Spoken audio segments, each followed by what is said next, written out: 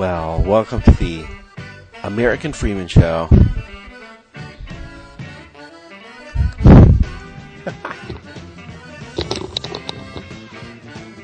We're on. We're on. Oh, an interesting discussion we had earlier. Yes. So, what's on the news for today? What's on the program? I don't know. I got another call from that stupid county bastard. Oh, yeah. So, short of shooting them when they come into my apartment, should I ask them under what law they have authority to do this, or? What? Just run us through the case right from the beginning, and we'll have a look. See if they've made any violations or errors. And well, it's just they put the notice on my door not a notice, but one of these little hanger things that I scanned it for you. Did you see that? I can send it again.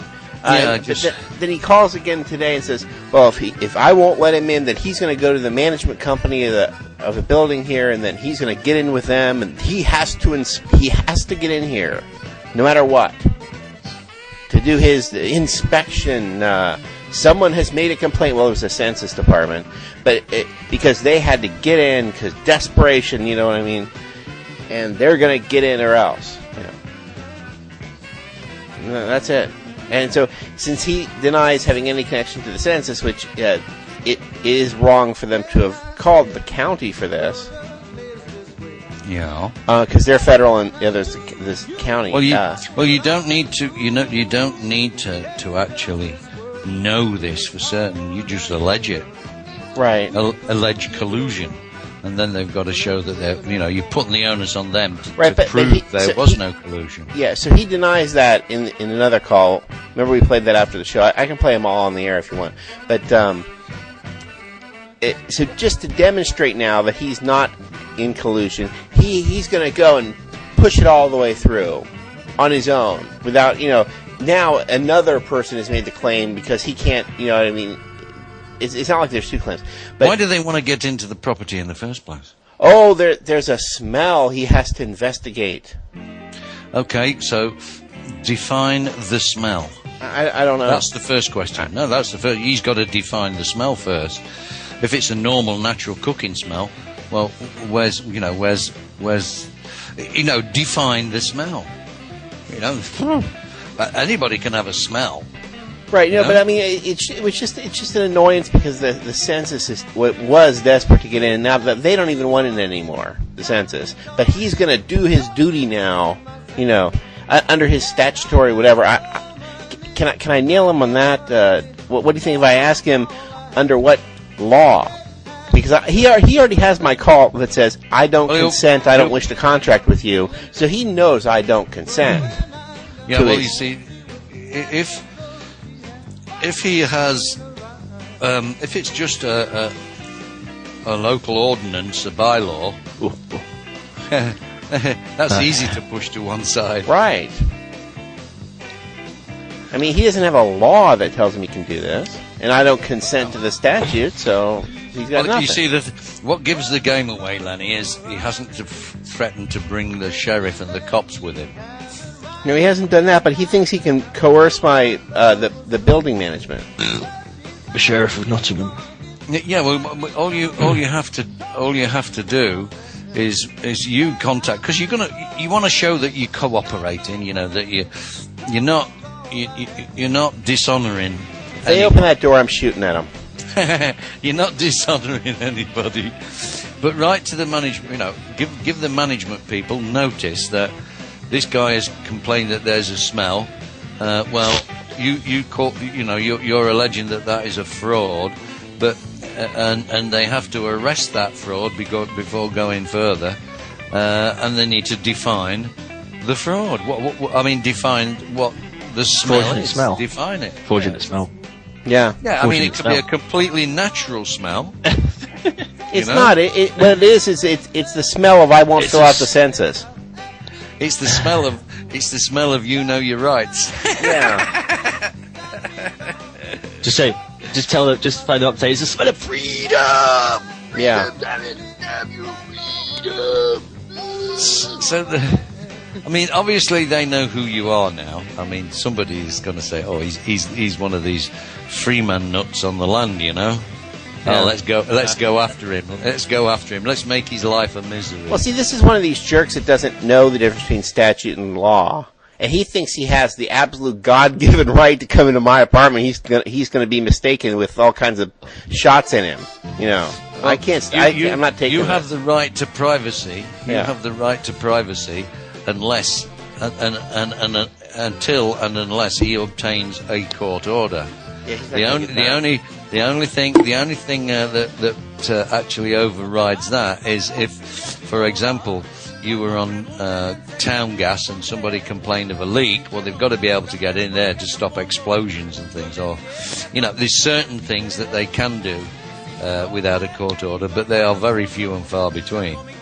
So, first thing, So do I call him? smell. Or do I send him a notice? Just send him a notice.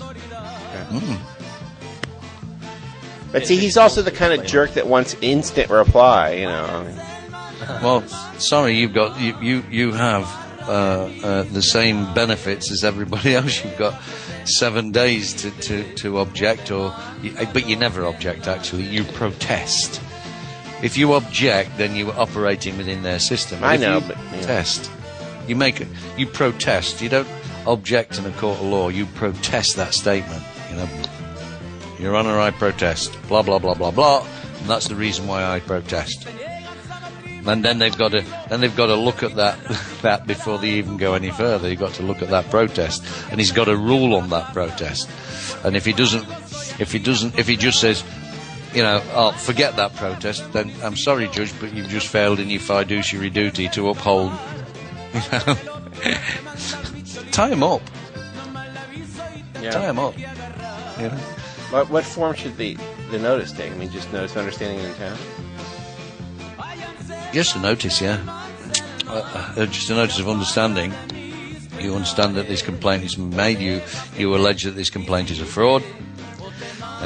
For the following reasons, just give them the reasons, you know. The smell coming from my property has not been defined. Is it a noxious smell? Is it a dangerous smell? What is it? They've just give you this. Yeah, well, I can smell everything. I mean, I can smell flowers at the moment. And I can smell my mosquito coil, but is that noxious? Is that an offence? No.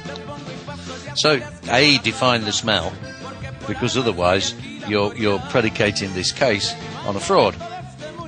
Sorry, but a fraud does not invoke any of your rights. Sorry, you're not coming in. Yeah. Only any of your supposed. You know, you haven't told me the exact rule, regulation, blah, blah, blah, which I don't consent to anyway, by the way. Tie him up. Yeah. Always go back to the beginning again. You know, if you say there's a fraud, you've got to arrest that fraud. If you don't arrest that fraud, it's you know, you're failing in your fiduciary duty. If you're failing in your fiduciary duty, then this fraud hasn't been arrested, and you know there's no without this fraud being arrested, there's no prospect of justice. So you know so you turn them back, arrest the fraud. I've made the allegation. You know, and it's not up to you, because at the time, you see, these people don't have the jurisdiction until they've arrested that fraud, because you cannot invoke a jurisdiction on a fraud. I probably can't use that word because these morons will think, arrest the fraud, come get me. I mean, that's what, you know. Well, it's a fraudulent statement, isn't it? No, I mean, if I say arrest the fraud, they'll count me. I'm the fraud, they'll come arrest me. I mean, it's just nuts. You know what I mean? That's the only thing it could mean to these morons. Whatever predatory. When you arrest, It's the fraud. I know what the words mean, but yeah. It doesn't mean you're going to get clobbered and dragged away to the policeman. It means you stopped. Oh, You've stopped. I know. I get it, yeah. So They just, you know, we talk about it not being in English. These people don't speak anything. I mean, they just speak stupid. He's not Lenny Bruce. Get him. they'll arrest you for that, being a fraudulent Lenny Bruce. Right. Actually, they can't, because he can, as long as he is known, commonly known by that name, that's his name. He can decide what name he wants. He can have Lenny Bruce today, and Maggot tomorrow. If he's, Hey, if no, you can't have that. knows. No, because I'm on Skype as a tuner. Well, he could- that's the funny okay. thing. 'Cause, Yeah, Lenny well, Bruce. he could be what's- Maggot too then. Obviously. The second Maggot. Yeah, that's it. Yeah, It's, Maggot the second. like King George the Third. He was the third George. You know what I mean?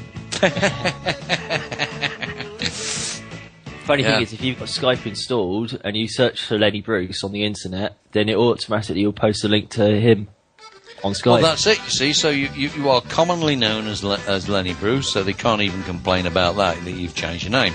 Yeah. All it means is that you are known by that name, and that's it. I'm really just known on the internet by that name. Yeah, well, that don't matter. That's your name. I never say my username out in public. I'll make jokes around it, but I never say it. Well, I'm always whenever I speak to people, I'm the critic, not necessarily the Caribbean critic, but the critic anyway. Yeah, I say, yeah. You just don't do it. You just don't do it because, like a Secret Service or whatever can spy them. Yeah. Think you're one of them, and then no, like, you betrayed one of our secrets. You're not supposed to say your username. It's like get into a horrible mess. Well, you see, the thing is, if people call me by my family name, Mr. John Marsh, then I'm sorry, but you are violating the copyright of my straw man. Yeah. And I own that copyright, not you. Here we On the go. show, you mean? Yeah. Because Yeah. on the show, if anybody says John, although I might have that name in real life, I wouldn't actually answer it. And if they would ask any questions about John, I'd say I haven't heard of him, and so on and so forth. Just because I can't be bothered with it. I'm Maggot on the show, so whatever, just call me by that name. It's like a pseudo personality. I mean, it's not the real. The names we use on the internet aren't really ours. They're just like like we're our own agents. Well, if you play it right, you are you are the creditor, the secured party creditor of your straw man. So if you're the secured party creditor, anybody use that name or anything to do with that name, they're violating copyright Yeah, that's it. because you own it. Yeah. So It's like actors have an actor's name, and obviously they have a real name. And the real name they don't like to be told about in public. Well, traditionally they haven't, because it could be used for blackmail purposes and all this and all that. And so they just have the actor's name that is what they known as in the media. yeah, and because they are known as that name, then that's the that's the name they use. And That's the name they go by, sort of thing. Yes. Yeah, it's the And name if of the you person. Yeah. So they. I'm not sure if that's true in Hollywood anymore, but I know it certainly used to be true in just basically the acting profession, like stage and on theatre and stuff like that. So anyway, Lenny, what you're doing is you need to send these idiots who are coming after you a notice, and allege that they are complaining, making a fraudulent complaint because they haven't defined the smell, and until they define the smell, it's a fraudulent complaint because it could be any bloody smell. Yeah. Could be smell of dog shit or a smell of roses. What's the difference? It's a smell. Right. And without definition, how can they proceed further with it? It's nonsense.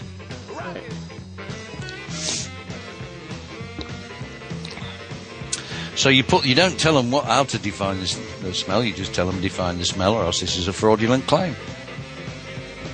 Define the smell. Define the smell. And what are the repercussions of the fraudulent claim? The fraudulent claim. Then you put them on full commercial liability.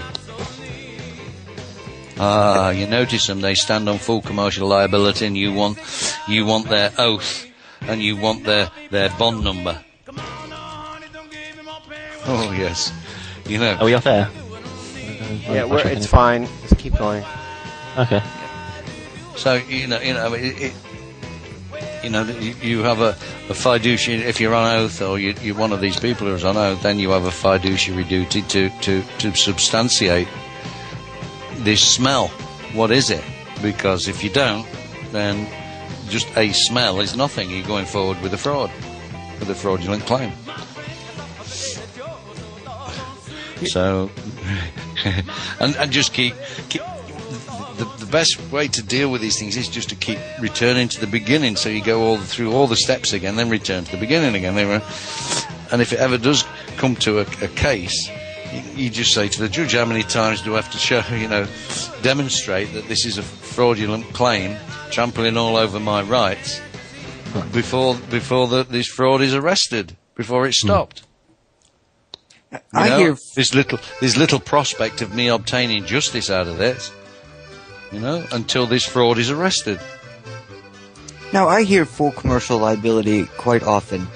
Could you explain to me exactly what the full commercial liability is? Well, every person, if like a police officer, a judge, anybody in government has a bond. Because if they do something wrong to you, then they are liable for that wrong, and you can claim and sue them and you get money off them. So you can't sue the government and you can't sue the government official, so they put an insurance policy called a bond in place. If they don't put the bond on the record, in other words, if they don't say they've got this bond, then they are personally putting themselves in the firing line for a lawsuit and paying out the money. So they are on full commercial liability themselves. It's like a catastrophe bond. It's in case of damage or in case that they do something that's against their regulations. It becomes a check. It's a check for $1 million, and they have to stand on that paper with all their effort, because if they blow it, it's a check to pay for the damage they've done. See what I mean? And you can actually get that check. Yes. And put it into your bank account. Right. And they have to pay it. It's the same thing if you don't get insurance for your car, you can also post a bond. So that in case of damage, it's like, and they have a bond market where they have catastrophe bonds and things like that. That if they actually had a catastrophe bond, that if both twin towers went down on the same day, you're betting in a sense. So people bet against that possibility. I was just thinking, what's it possible bet on that? Yeah, they thought that was a pretty safe bet, Yeah. Who did it get? But anyway, so these people, like this jerk here, this Jeremy Hessel from Hamilton County, he has a bond, and if he goes in and rapes somebody on his inspection, he that blows the bond, and the county's not willing to put up a second bond for him, probably. You know what I'm saying? When they keep telling you that, somebody's done this and that and the other, and the city's got to pay, bollocks. The city doesn't pay a damn thing. The insurance company pays. Right, the bond is broken. The bond is broken, so... And they don't want to put up a second bond, and it becomes incredibly expensive for them to have a second bond. So they're terrified of blowing that. The judges have a bond, you're putting them on their oath. That's what full commercial liability is. They're terrified of that. How do you get the bond on record for, say, a judge? Because I've been in court and handed a judge a bill. Yeah, well, you see, the thing is, before you even start the case, you need to ask him a few questions first, and then ask him to place on record his oath. Yeah, see, the histrionics that they're famous for, acting like a big baby up there, they all dry up in 2 seconds when we start talking about, so you're acting on your bond then. You're acting on your oath. The oath is what... It's the oath that gives them their authority. Without that oath... Right. If they don't act on their oath, the bond is broken. Yes. And you see the terror in their face when we talk about the bond. Yeah. This is the end of their authority at that point. Yeah. And you make it a fiduciary duty to their bond.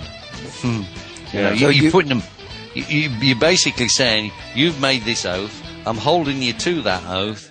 If you don't, then along comes this big bill that's going to be slapped on you, and you got to pay it. Yeah, see, the histrionics dry up and they become very proper and respectful and correct. You know what I mean? All right, so if I get dragged into court, again, the first words I should ask the judge, or the first question I should ask the judge, is for his oath. Yes. And then what would... To be placed on the record. To be placed on the record. One of the first things you want to say is that you're reserving all your rights. Yes. You do reserve all your rights. That should be the number one thing you say as soon as you walk in. Yeah. But what you do is, whenever you're asking questions, what you're doing is you're saying to the court and the judge, well, I'm trying to understand this so I can comply with the law, but until I understand it, how am I expected to comply with the law? So you do this, you know. Because I've asked the judge, may I enter with the full reservation all my unalienable rights? And he told me no. No, well, you see, if you plead, you waive your rights. Gotcha. Yeah, if you plead, you waive your rights. You don't plead, you know. If they ask you to plead and they say, well, you know, I'm going to enter a plea for you, you object. You say, no, sir. No, sir. Because by the very act of pleading, you are waiving your pre-plea rights, and you are waiving my rights, and you don't have authority to do that. You cannot waive my rights. Yeah, you don't have to ask them permission to enter with reserving all your inalienable rights. You just simply tell them that you're reserving your inalienable rights. Now, do I enter the bar when before I do this? Because I've seen many examples where they stood outside of the bar, of the little fence. Yep, you don't go in there, because if you go in there, you are giving them jurisdiction. You say this before you enter. Yeah. You know. Don't even need to enter the court proper. You can just open the door and say, "Excuse me."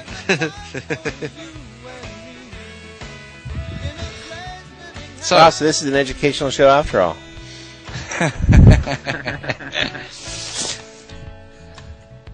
You know, I mean, there are so many ways.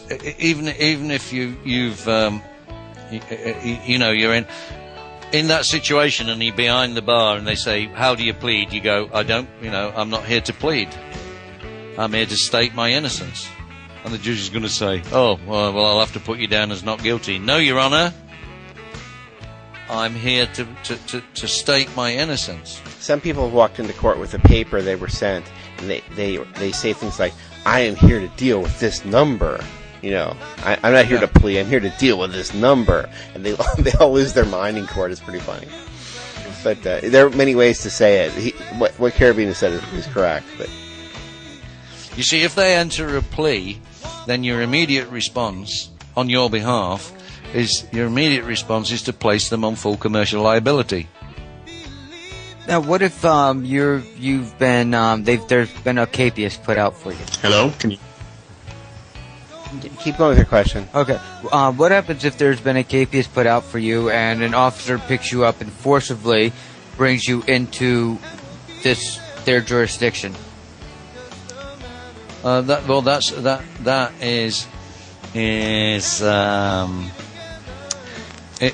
is actually trampling all over your rights as a free man, as a human being. And you say so, you know. This officer, you know. You see, what you do is you protest. You protest this duress. You protest. You know, you're in there under protest and duress. So you protest this duress. I've been forced in here with a gun at my head. And that way you don't have to invoke violence on their behalf from them. No. Yeah, you don't have to invoke violence. You just protest that they've forced you in at the point of a gun. Well, you know, I mean, you've gone in there. You've honoured your Freeman status. You've honoured it. You've not violently resisted. You've just allowed it. But you're pointing out that the only reason, in other words, you put a condition on it. The condition is that I protest, and this is under duress. Because I imagine this is going to happen to me here. Here, I had 4 speeding tickets. And one I followed all the way through, and had appeared in court on the other ones. Never said a plea. Always under protest and duress. They did go ahead and put a capias out on me, so I am expecting at one point in time to be forcibly brought to this court. And I want to know... When you show up in court, you simply acknowledge that and put it on record that you were brought here forcibly against your will, and in so doing, your rights have been trampled on and so forth.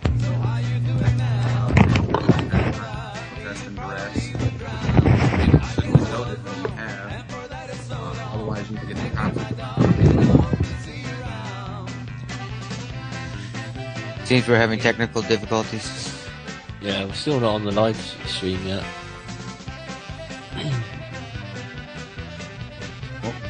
Well, I hope it's been recorded then. Yeah, we're fine. It's hold on. We're always being recorded. Yeah, always recorded. They weren't the most of the archives, unfortunately, though. Yeah, Don's having microphone problems. I'll fix him. I'll get him by telephone. Don's microphone problems are stopping us playing live. Yeah, it's not very good. So you have to route it through Don's crappy mobile phone thing. Yeah. Okay, so now... He needs a Skype phone. I know. Needs a brain. So now that I've been brought in, and I've said this was under protest duress, maybe you trampled over my rights, then I go into the point of asking for his oath, then just continuing normally after that point. Well, you always want to remember that in court, you're going to be the one asking questions, and in so doing, you're going to be the one directing the momentum of court proceedings. You're basically going to make yourself the one in charge, because that's really the way it's supposed to be in court. You're going to basically put the judge on his oath and shut him the hell up. Okay, because I think that's the piece of the puzzle that I was missing, because I was constantly being escorted out of court. Like, physically, the judge was ordering the bailiff to have me removed from his courtroom. It's happened to me 4 times.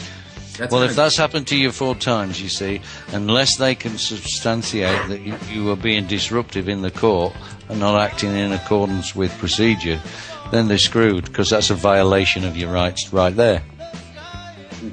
So how do I impose consequences?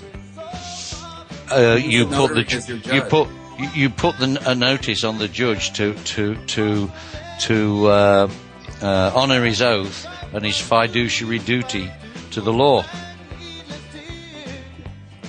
He's got a duty to do this right, you know. He can't just make changes at a whim. He's got to honour his oath and his fiduciary duty to the law. If he doesn't honour his fiduciary duty, you've got a claim right there and then. Kaboom. Commercial liability, Mr. Judge. Yeah, and there's nothing to stop you from going to a notary and having them bear witness to a notice that you have drafted saying that the judge is in dereliction of his duties, you know? And then, like, if he's not going to respond to it because he's on record as violating his oath in your court case, and you can identify that in your notice, basically give him an ultimatum, tell him he's either going to relinquish his powers as judge and you're going to get his bond, or he's going to carry out the... Well, if you see, the thing is, if he violates his duty and his oath, then whatever proceeds after that is predicated on that fraud, that misdirection, and you can't invoke the jurisdiction of a court predicated on a fraud, because it's a fraudulent complaint. Then it's not a real complaint. that has to be arrested or stopped before they can go forward. And if they don't stop it, then there's no jurisdiction, and you don't have to prove anything because you are alleging that it's predicated on a fraud. The next court can't force you to give any evidence for that because they've got no jurisdiction. They can't order you to. You put the onus on them to prove that there was no fraud, there was no misdirection. But hang on a minute, the court record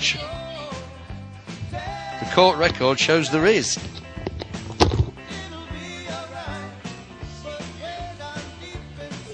And then if you make if you draft an affidavit, also that'll help you. And the affidavit is just my understanding that this is based on a fraud, and then it's a sworn statement. It's admissible in court as a sworn statement of the facts. And I can introduce this into court at that time. Yeah, you can introduce it as evidence, I believe. All right, all valuable information. Well, that's what we're here for, is to constantly provide you with valuable information. Yeah, we like to bash Israel. Well, I do. We definitely enjoy doing that as well. That's a thrill. James, good to meet you. I'm Don. It's nice to finally be on the line with you guys. Thank you. Don's the formal one. We never introduce any of our guests on air, but Don's not here. Yeah, I try to keep a handle on this ragtag bunch of Freeman on the land. Yeah. We were lucky. I actually announced the name of the show when we started. Sometimes I don't do that.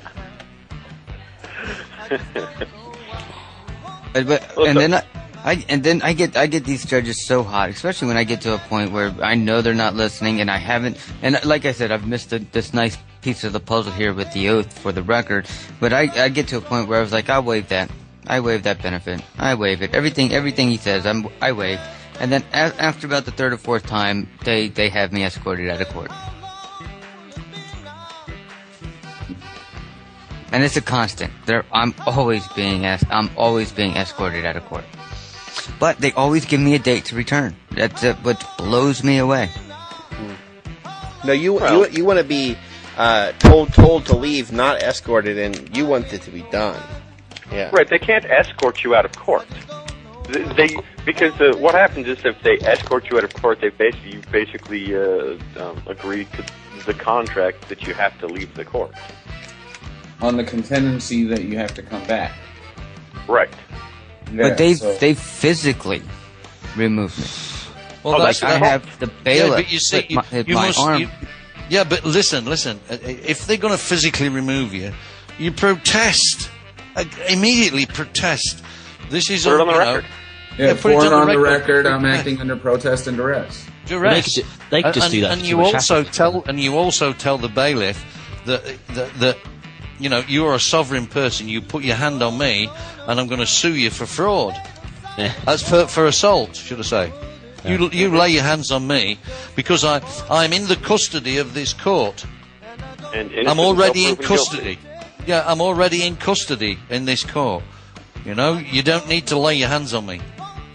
You do that, and I'll bring a case against you for assault.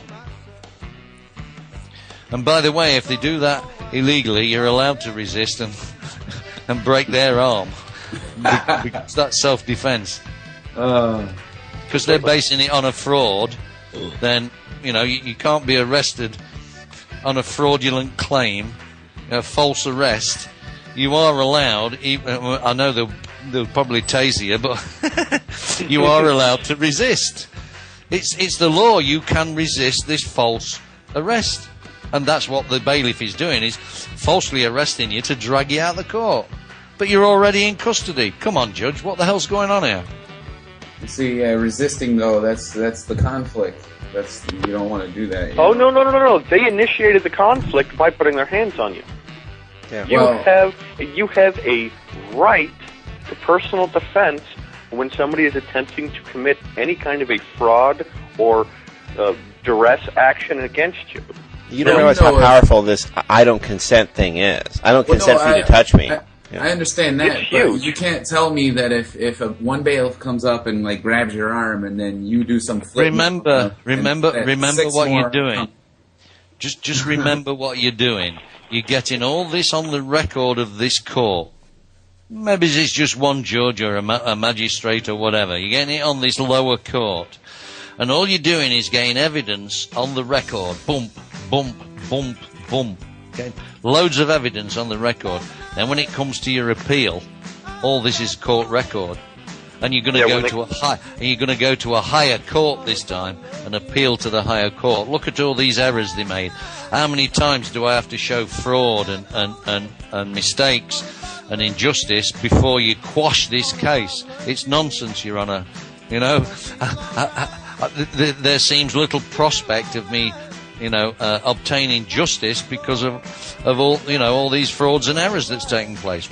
What's going on, Let's When the bailiff puts his hand on you, just state immediately, the stenographer, please take note on the record that I have been assaulted in the court by badge number blah blah blah bailiff so and so, and I am exercising my right to defend myself, and I am only being removed under duress and protest. See, this is why the fee schedule is so shocking to them. Is they're used to everybody consenting. They're used to going to every restaurant and getting food for free. The idea that you would charge them for their orders or not consent is shocking to them. Because even when people are like Rodney King, there's all this consent going on, and they're not used to a situation where there's no consent. Okay, that brings up another. Yeah, what you do is you consent, always consent under protest and duress, simply because that keeps you are still in honour. It's them that's in dishonour. Only if they're putting duress on you. Yeah, only if they're putting duress on you. Your first thing is, I do not consent. If they then pull out the gun, whether literally or figuratively, then you consent, but you have it noted on the record that there's been a protest and duress. Yep. Yeah, I wouldn't Precisely. even say that I was consenting under protest and duress. I'd simply say I'm acting under protest and duress. Because, same thing. Even that, because then because then you're saying that I still don't consent, but you know what I mean? As opposed to saying I consent under protest. No, I mean, yeah, but what you are doing is you're consenting under those conditions, under the condition that it's under protest and duress, or you're acting under the condition of protest and duress, or you're but you are staying, you're upholding. I'm going to make a big, huge sign to wear around. I'm just going to make T-shirts, I think, that say, I reserve the right to refuse consent to anyone. And it is your right. I'll buy a shirt off you. Don't ever say it's your inalienable rights. Right. Because then you're already in lien. Say it's your unalienable rights, because you're telling them they can't lien your rights. If it's I reserve my human right to refuse consent to anyone. I mean, they'll post in restaurants, we reserve the right to refuse service to anyone. And I reserve it, and if that's up and you come in and you place an order, they have the right to say, no, we aren't going to fill that order. Yeah, that's right. I mean, basically what they're doing there is giving you notice. And that's all you do to these other people. You're just giving them notice in writing that this is the case. And if you accept that, then you understand it, then you stand under that notice. Sorry. And when you go into a restaurant, you stand under that notice. They reserve the right. You still ask for your food, and they may or may not fulfill the order. Well, hard luck. You've stood under their notice. And that's what they have to do as well. Is stand under the notice that you give them. Or override it, in which case you protest under duress. Yep. The thing is that it's so incredibly easy And we have such a tendency to want to make it more difficult than it is because we've been raised in this culture in which everything has to be super difficult, which is why they tell you you have to have a lawyer, why they tell you you have to go to court, because there's no way you could understand it. Because they don't want you to realize how simple and easy it is to look at somebody and say, I do not consent. I do not understand. I don't stand. I do not understand. Right, exactly. It's so easy to do. So easy to do. But we make it so difficult sometimes. So everything they do and say, you put the onus back on them to prove it. You don't have to disprove it. You know, you're innocent until proven otherwise. You know, so it's up to them. They have to prove their allegation against you. You don't have to disprove their allegation against them.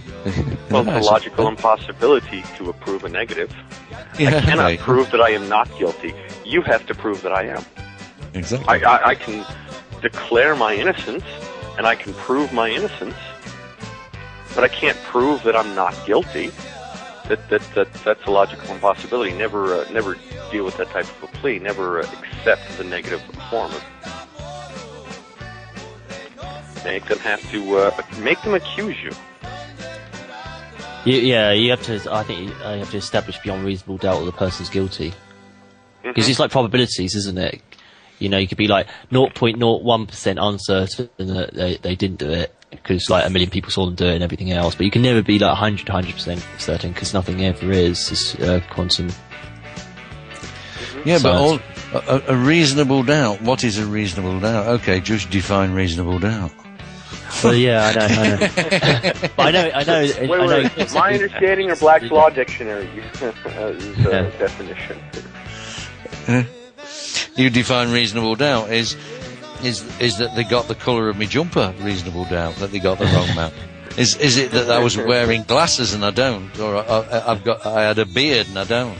You know, what is reasonable doubt? They got me name. They got me name wrong. Well, but even reasonable doubt only exists in criminal cases. Beyond reasonable doubt only exists in criminal cases. Civil cases, that doesn't come up. There is no. I know they use that phrase. Yeah, there are no civil courts left. There are no courts of record left. No, okay. even the traffic. de facto civil courts. Yeah, because even the traffic infractions or whatnot are criminal. Or at least in the state island. No, they're misdemeanors. Yeah. And a misdemeanor, you're a naughty boy, don't do it again. Smack the back of your hand. Misdemeanor. Isn't she a dominatrix in my hometown? Could be. I think there's one in most towns now. So, yeah, I mean, there are no such things. If they can impose a penalty, an obligation on you, it ain't no civil court. Right. It's a court de facto. Now, how do I use the justice of the peace? A justice of the That's peace. That's not judgment. Yeah, through a notary. It's for collection. Right. So, say I sent this because I tried to give the judge a bill for an order that he made. He wouldn't take it. So what I did is I went and got it notarized and had it mailed to him, certified registered mail, and I got the paperback saying he received it. Now, is this enough, or is there another step or something before I get to Yeah. What you do is if he doesn't reply within 7 days, you've got to allow time for the post at each side. But from the default, when you sent that off, you've got a date when it was delivered. From that date, he's got 7 days plus the time of posting. So say 9 days. If he hasn't replied, then it's an automatic default judgment against him. It's automatic default. Once that once that default has been sent and he still doesn't reply, you just go for summary judgment and you send the bailiff out to get the money. And you do that through the notary or the justice of the peace. Either one, because the notary has under the Notary Public Act, can operate as any officer of the court. Right. Go to the notary, have them enter the default judgment, boom, stamp and notarize it, and then have them deliver it to the bailiff or your sheriff or whatever, and have them go collect. Okay, so the notary is going to deliver the default to the sheriff. Once you put the default notice in, but what you should do in any of these cases is get every bit of mail sent through the notary, because the notary will make a note of when it arrived and everything, and it's all down, boom, and it's in his file. And they can't argue the case that, the post was late, or this was this, or that was the other. You know, the check is in the post. Well, sorry, that ain't good enough, you know. The check being in the post ain't good enough. There's the default.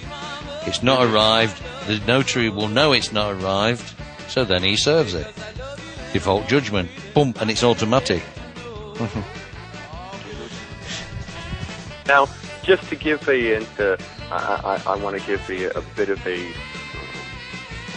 contrast to this, because while we know when we're doing this that we're acting lawfully, when you get those statements in the mail from AHCI, Debt Collection Agency, demanding that you owe them X amount of dollars, and they send you stuff, once a week, every week, for 6, 7, 8, 9 months or whatever, no notary stamp, no signature, no anything on them.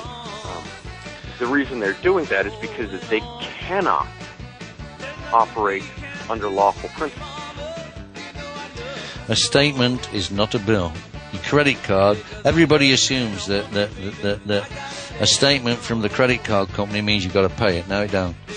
You need an invoice. You want me to pay this? Send me an invoice with an authorized signature on it. Right.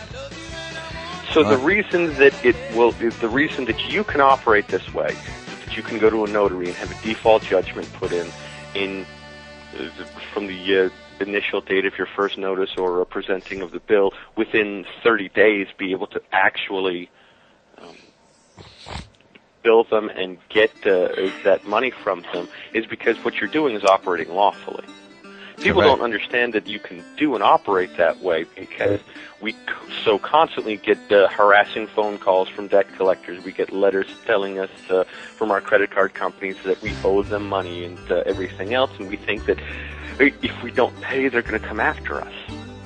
Well, they can't, because if they were really going to come after you, they'd have done it the lawful way, which would be to go to a notary, have a default judgment entered, etc., etc., etc.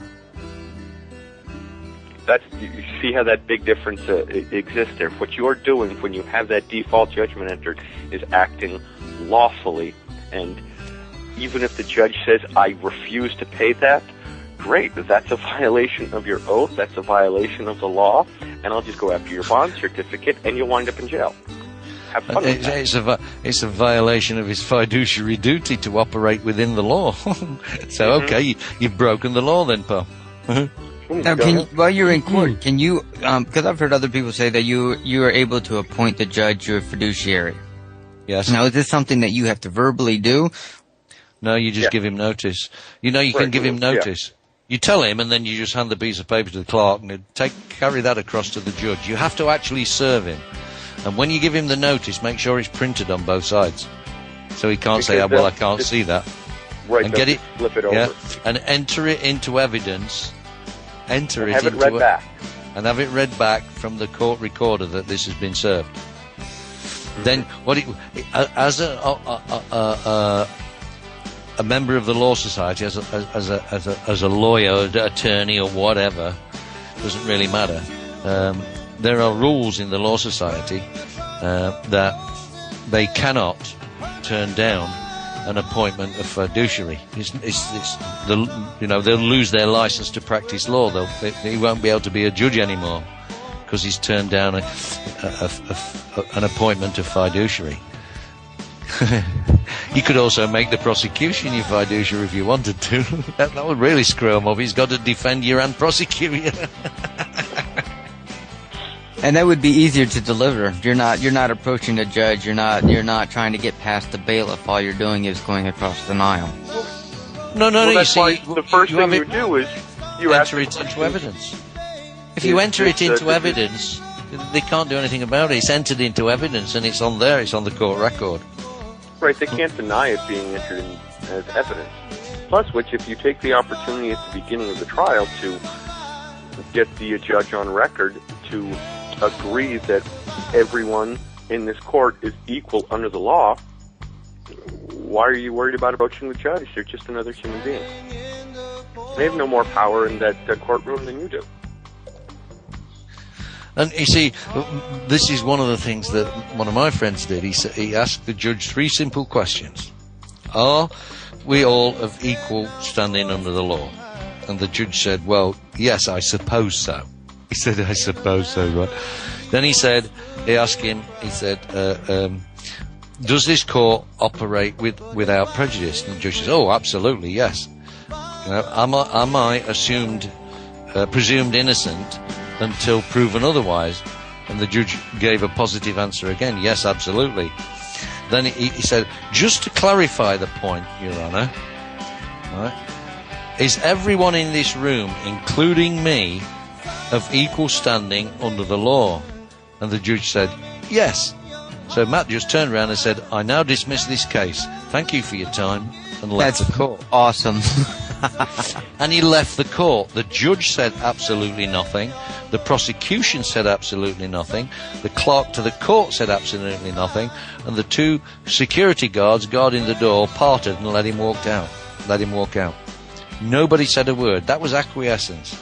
So he noticed he gave a notice to the court that the case was dismissed on such and such a day, and he gave the circumstances, and the prosecution came back, no, you don't have the ability to do that because you don't have the authority.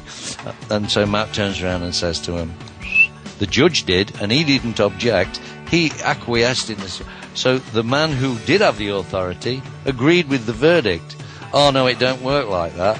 Okay then.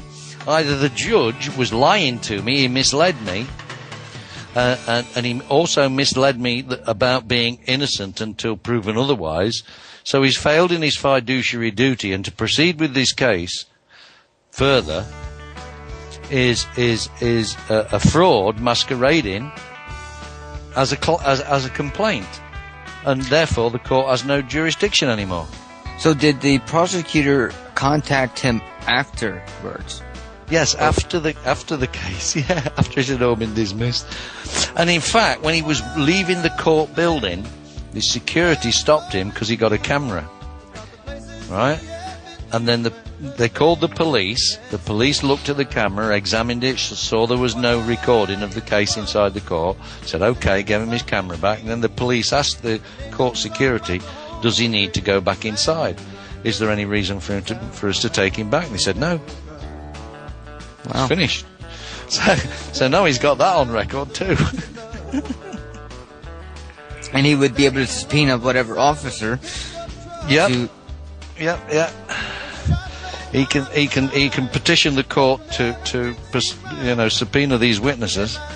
Yeah. So he just petitions the court.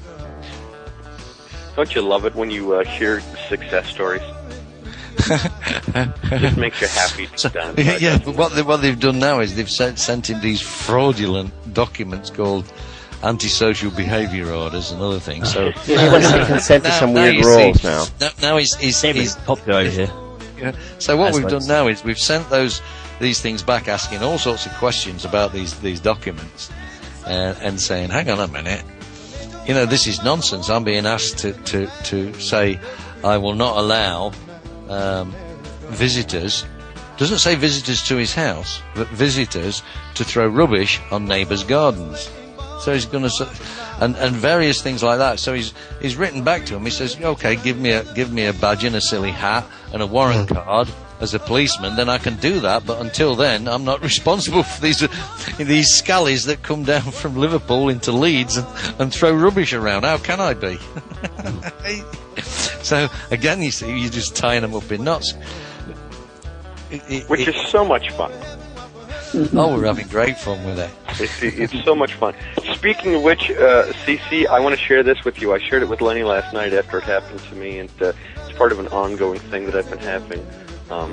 Just another example of how when you're acting lawfully, they can't really touch you if they're acting unlawfully. I've told you guys beforehand about the debt collectors calling my house.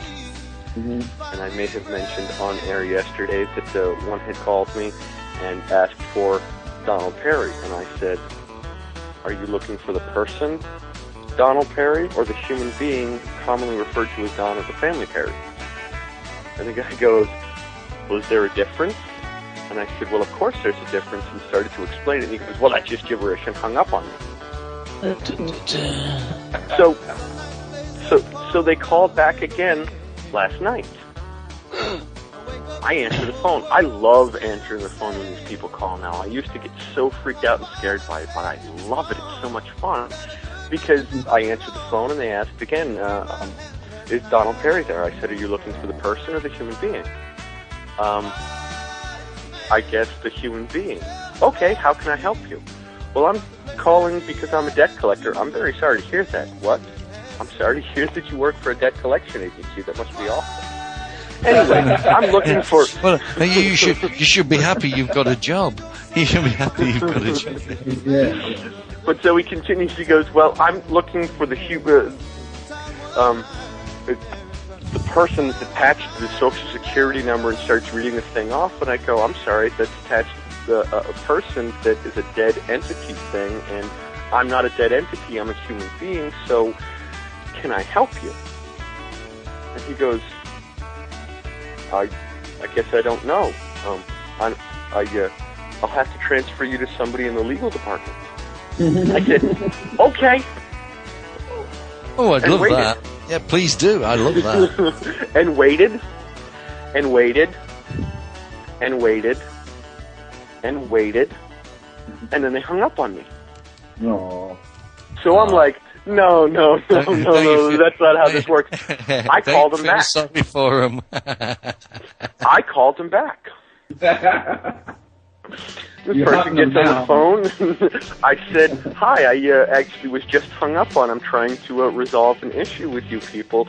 Can I speak to your supervisor? Hold on a second. Transfers me. This guy gets on the phone. Hi, I'm so-and-so. I'm the supervisor. Excellent. I'd like to address this issue, please, and get it taken care of and cleared up. The guy says, are you Donald Perry? I said, well, that sounds close to my name, but what are you looking for? Who are you looking for? Click, hung up on me.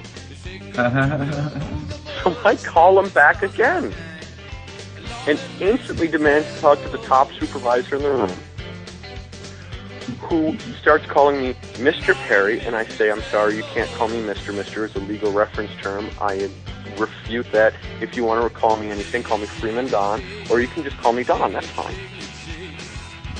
So he starts telling me about how I owe money based upon my Social Security, and I start telling him, no, that you can't. And so I finally ask him again, can you send me a bill? We don't do that. I said, can I speak to somebody in your legal department? He goes, we can't prove that you are the legal person that we're trying to reach, so I'm not going to do that, Mr. Perry, and starts yelling at me. And they've just given you your answer. You called me Mr. Perry. You keep calling me. You keep... I'm almost done here.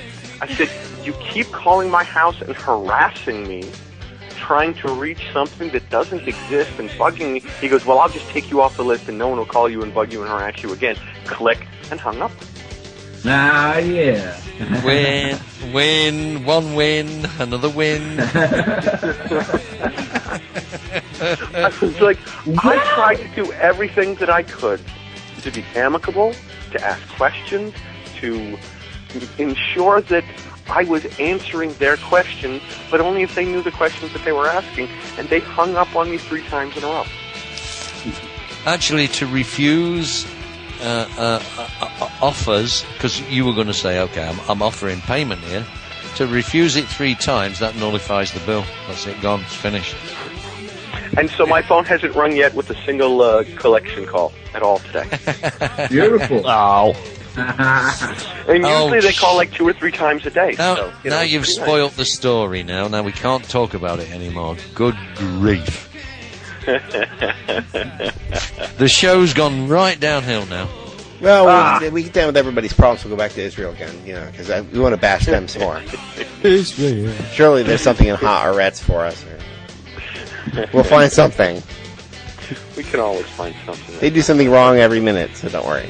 It's some saucy YouTube clip. Dig up. Oh, I'm going to try to craft the notice here real quick so you guys can look at it. I'm very upset by this. I don't want people bugging me. Well, and there's no reason that they should. I'm amused that it took them that long to call you back. And I'm really curious as to what the subject of the phone call was and how they attempted to threaten you and everything. We covered it at the beginning. They're just belligerently now wanting to go to the landlord or whatever. They want to do ever. They're desperate to get in now to validate that they're not colluding with the census. You know? Just ridiculous. Just ridiculous. But it just stresses me out. I don't want people knocking, and I'm not having them in here. Well, as I said to you, just fire it back to them. Define smell. Yeah. Until you and the law which allows them to do this, and they already have my "I don't consent" phone call, and I don't wish to contract with you. So on that basis, they have no business calling. Well, back, you really. have to notice them that you don't consent, and in any case, this is a fraudulent claim without defining the nature of the smell. Come on, tell me, what? How can it be? How can it be just a smell? I can smell. No, I can smell everywhere. I can smell everything. That doesn't mean to say it's obnoxious or wrong or what have you. A smell is not, If I haven't showered in 3 days, I can smell myself. Yeah, but that's not a crime, is it? It's not even a misdemeanor. It just means you're a waif and stray and one of the great unwashed. We have the neighbor below me who screams so loud she can be heard from the street. She screams right now. I'm surprised you haven't heard her on the show. She screams that loud, and she starts at 6:45 in the morning. Is that the sound that we hear in the background every once in a while? Of that? Is that what that is? 'Cause, I mean, it's really loud here. I don't think it comes up on the microphone too well, but I've recorded her before. She screams for 16 hours a day, and it's in a threatening. She's bullying her family and all this. I mean, to a degree that I can't believe nobody's ever called, and I don't call the cops on people. So that I can't believe that nobody else has done it because I'm certainly not doing it. And then we have there's several people from other countries in this. They're cooking constantly. I'm the one with the smell. Yeah, not the Indian family that lives exactly. Next door. I didn't want to say that. That's who's across the hall. Well, but they have to define the smell then. Well, I have the smell of not filling the census out. Is what that is. Ooh, that's an awful. It smells like freedom. You see, them. the thing is, you you should have filled the census form out. I know. Louis B told me to fill it out. I did, and I lost the freaking thing before I got it in the mailbox. It's probably sitting around here somewhere. I should have mailed it, but now they just won't. They want this jerk but the won't way back off. the questions they ask, gender. I know. Yes, they only have the constitutional authority to ask how many people. Yeah, whether I'm an Eskimo or whatever. Annie's got people coming into her door and sitting out for the census too. Tick the box here. But that's especially egregious that they decide to call the health department and make some claim so they can magically show up on the same day. What slimy. That shows you the scumbag Obama and his Barry Soetoro and his crap. Yep. They have no morals at all. I did explain that to you earlier about Mr. Soetoro. Oh, we knew that. Yeah, I know. What a scumbag. You just notice him, that you do not consent to his presidential orders. He's not our president. Dictatorial orders. Yeah. And think about it. This jerk won't show us his birth certificate. We have to answer every question these jerks come. You know what I mean? Right. I'm not answering any questions until he fills out normal forms like we have to. Jeez. Until he shows his birth certificate. Right. And he somehow shows he is the commander-in-chief and he's nothing of the kind. Yeah. Then sorry, but his orders don't count. Right. Now, what about? I've heard you guys say something about your name being copyrighted and whatnot. What is the backlash of going through the whole, the creditors in commerce and filling out your UCC-1 form and the addendum-3 form? Is this a good idea to do? You can do it. It's your choice. It's you're a free man.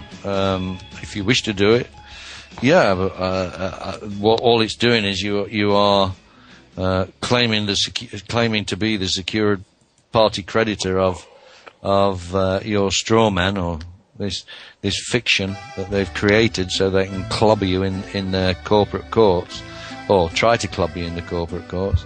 All it's doing is, if eventually you do get to be the secured party creditor and you get fined for a speeding ticket, say, well, they've got to pay that money to you because you're the secured party creditor. They owe you big time because they've used your bond to create money for the nation, so they owe you that money back. But they're not going to pay you that back, so you can claim any fine back again. See, and some of these some of these people who want money from you are so money grubbing, they will force the issue. And some people in crazy situations have been paid enormous amounts of money, so that then the second and third payer can get paid. You know what I mean? The second and third creditor, because people make themselves the first creditor, so that you have to be paid first before anyone else can receive payment. So, but there are some people who are so money grubbing, they will force the issue, and then you get these $1 million checks and stuff so they can get $10. I mean, I don't know. I doubt that they do that on any continuing basis. I'm sure that after the first time they blew this deal. But when you make yourself the first collector, I don't know what the wording is. It's you are the secured party creditor of the first part. You are the first collector. You are the initiator. You created this credit for the government in the first place, so you are the first creditor. It's your credit, not theirs. They've been misappropriating that credit. Now all you're telling them is, it's my credit, you've misappropriated it, give it me back. And you're not wanting it all back at once, you just say, right, this is the bit I want. Basically, yeah. Can't you? Basically, that's the process you're using when you are, because you are the secured party creditor of the first part without actually doing the UCC 1 and what have you. It's still you are without doing that, because you created the credit by the fact that you were born. But what you're doing is accepted as value or for value. You're just putting your bond number down and telling the people to collect the money from the bond. In other words, you're giving the government an instruction to use the money you created to pay this off, right? Instead of allowing the government to pay off what they want with it. You're giving them an instruction this time, an individual instruction, pay that. Zero the balance on that account. Zero the balance on this account. That's all you're doing. You're actually using that quality or that benefit that you have as a secured party creditor of the first part.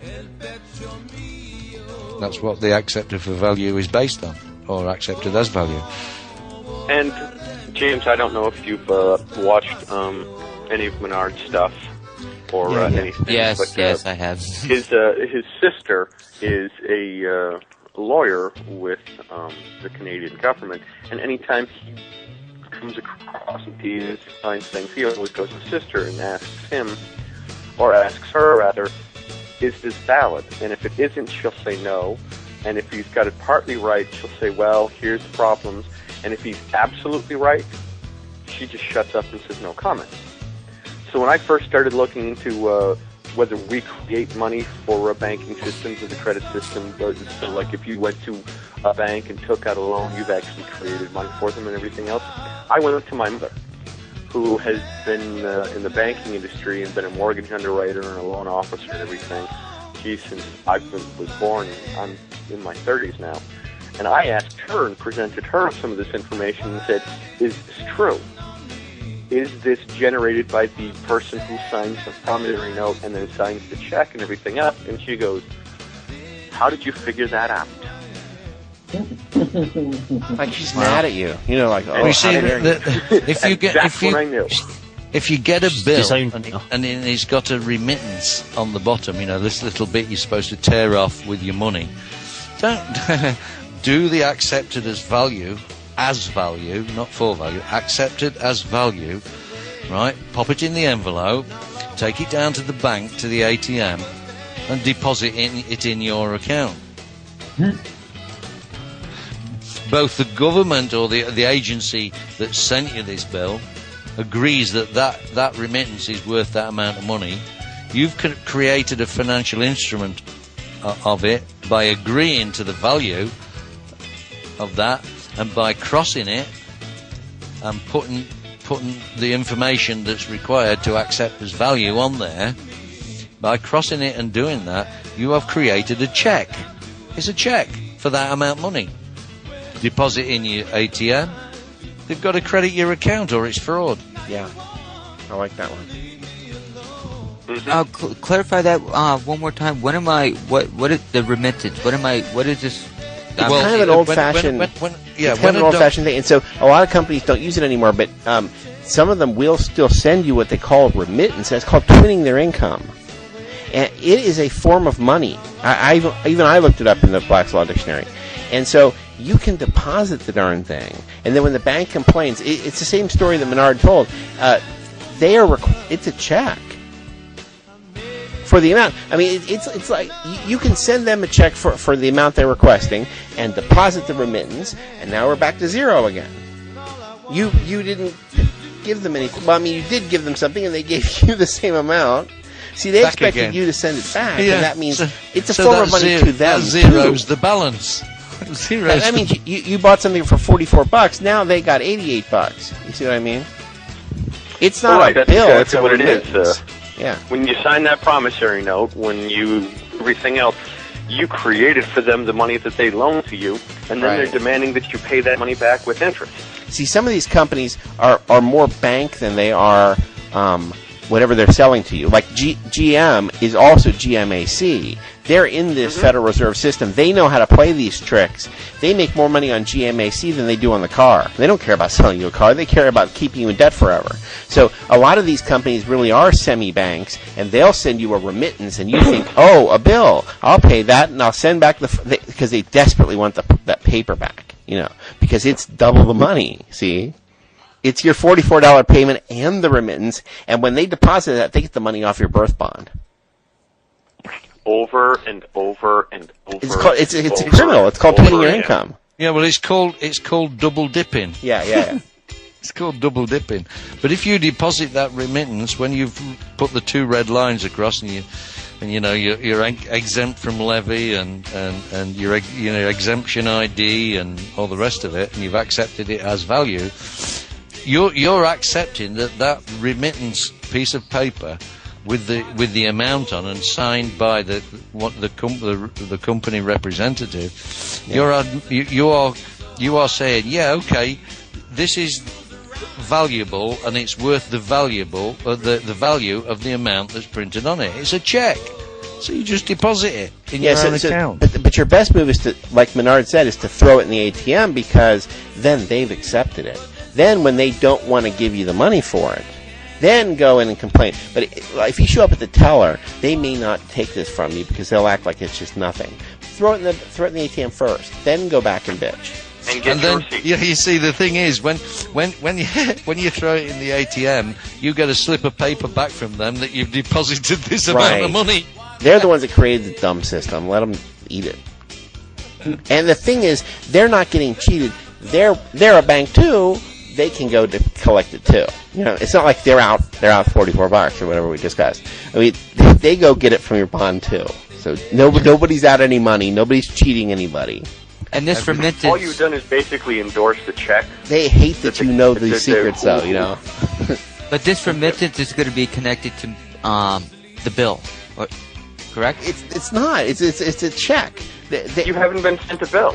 No. Is there a signature on it? They write the amount on there because they're going to go cash it too. Right. They're going to get. See what I mean? That you've sent. It looks like a bill for $44. Let's say.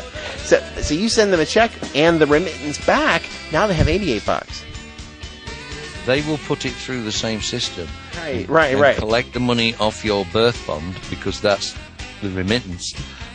Yeah. Then they will accept like your check and put that into their account as well. So they've got collected $88 from the one item, so they've been paid twice for the same thing. A lot of these places, they look like a department store. They look like a department store, but they're really a semi-bank as well, so they can pull these stunts. But we normally can't. Interest charges they put on those things are really where they make their money off of, because not only have collected back from you the money that you created for them, but they've double dipped on it, and they're taking even more out of you than what you created for them to give to you in the first place. How do you think? Keep following right along with it and going, oh, that's the way that the world works. How do you think Warren Buffett became a billionaire? Yeah. He's been doing this all his life. It certainly wasn't because of his looks.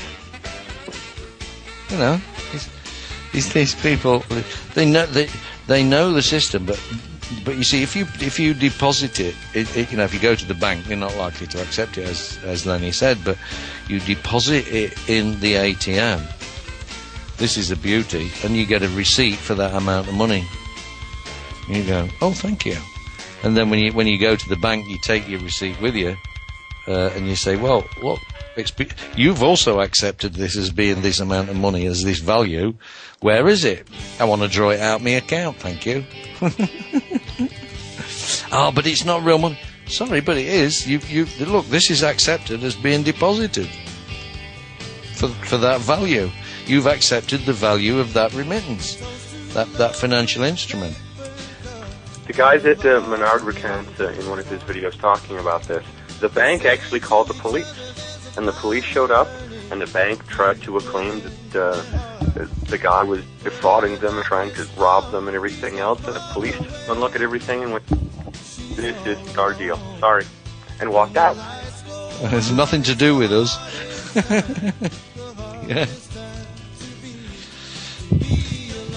They probably didn't understand, the police. Yeah, well, yeah, I would be very careful about making right. that kind of Yeah, you're probably right. They didn't stand under the bank statement. But they probably comprehended what was going on. You think the local police officer that was walking the beat at that point comprehended? I don't think I he was I have friends. even aware. I have a really good friend of mine who's married to a police officer, and I have asked him point blank whether a ticket is evidence of a securities transaction, if it's a contract, and his response is always to change the subject. They know this stuff. It's a transaction of a security interest. If there's money know this attached, stuff. yeah.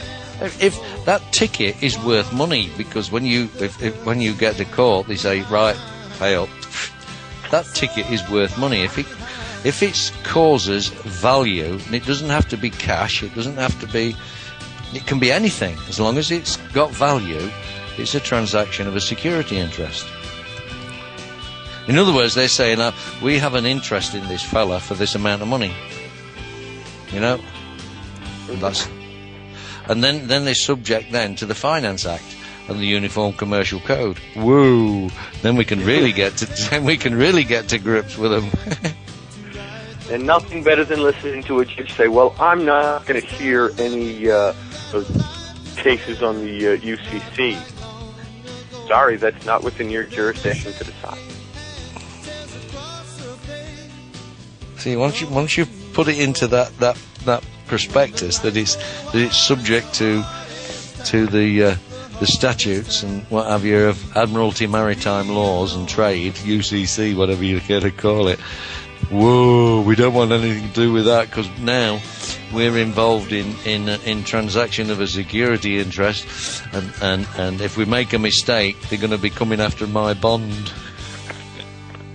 Yeah. You know, I'm on full commercial liability now. Don't want anything to do with that. Bye bye. Yeah, and if they've deposited $1 million bond, and you take possession of the bond, you can bank that, and there it is, $1 million in your account. Doesn't that make you happy? How do you get the possession of the bond? Using the notary to secure it. It's a default judgment. Boom. Thank you very much. And it's a check. He's standing on this check. He's saying that this check that I'm standing on is going to protect me from any wrongdoing that I might do to other people. And if he does wrong, then you just default judgment against him. Thank you for your check, young man. Boom. File it in, present it to the bank through the ATM, so you get a receipt.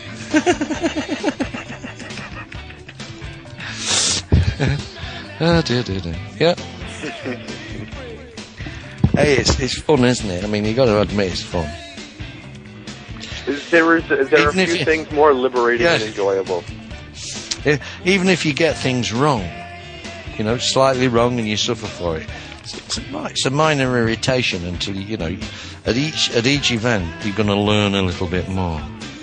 Yeah, because I used to dread going into the court, and after like the 6th or 7th time on these traffic tickets, I began to enjoy it. I began to become very relaxed and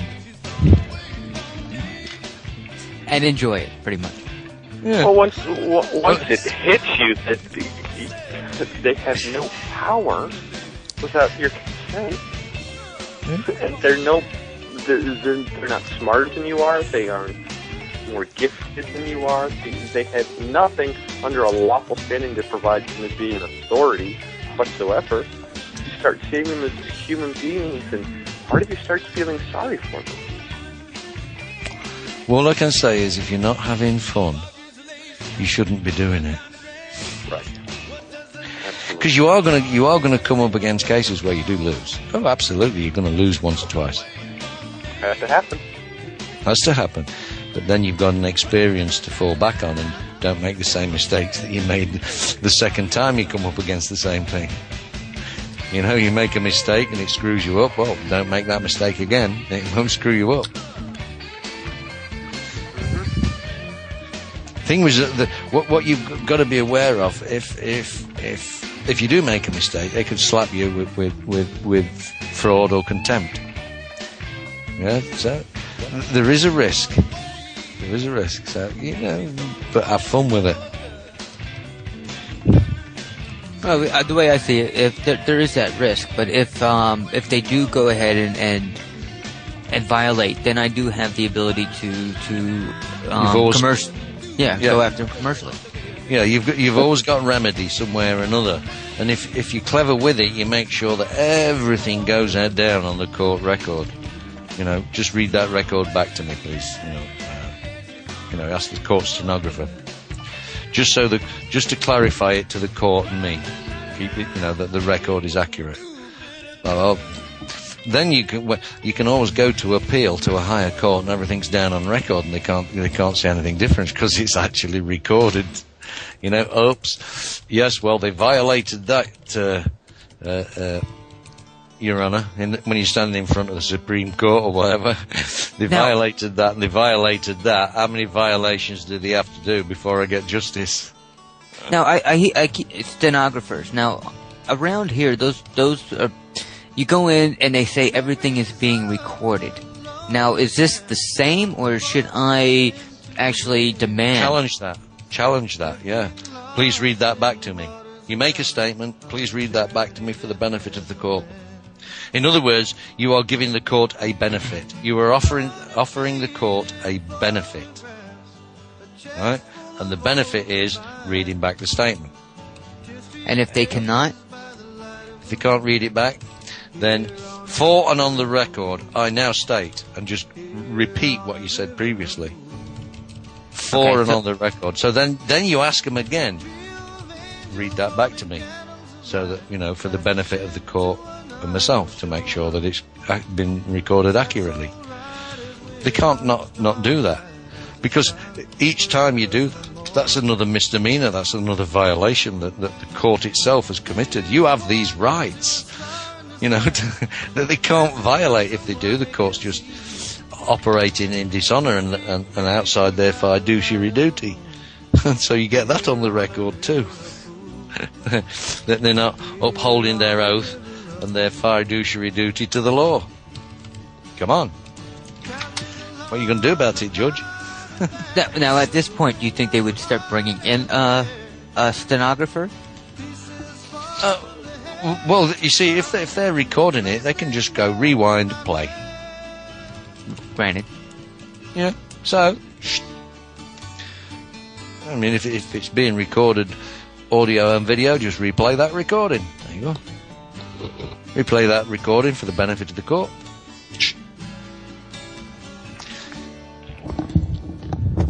You see, you have unalienable rights, and you want to maintain those unalienable rights right from the beginning. When they ask you to plead, what they're doing is asking you to waive your rights. Because you're pleading, please, Mum, can I do this? In other words, you're giving, please, Mummy, can I have a sweetie? You are giving away your right to your mum to deny you or allow you that sweet. But if you say, Mum, I'm going for a sweet, boom, and you take it, too late, isn't it? You've exercised your right to eat a sweet. Nice. Yeah. Most people, you see, are cowed by the system. They think it's so complex. You need a lawyer. You need this. You need that. You don't need a fucking lawyer. If you just stick to the real basics of common law, the law, not the statute, the law, you can tie them up in knots.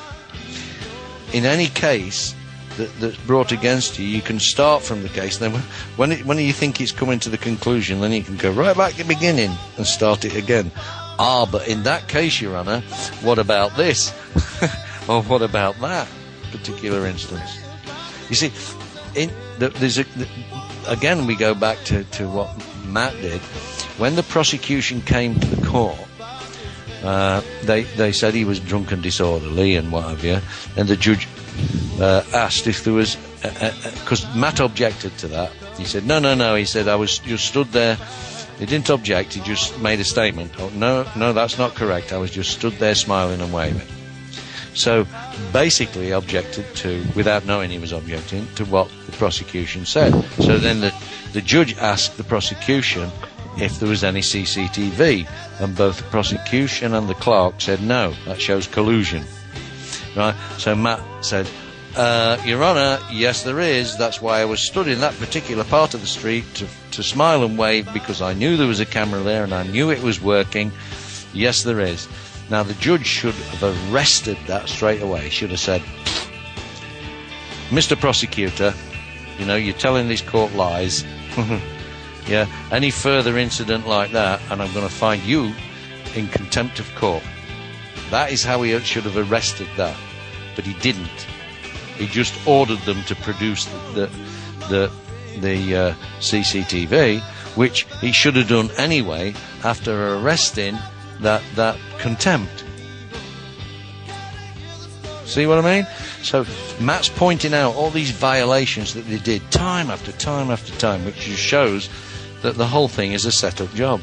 It's collusion between the court, the prosecution and the police to continue to perpetrate a fraud as a complaint, yeah, and trample all over his rights. And, there's no prospect of justice if you keep allowing this to go on. Sock it to 'em, baby.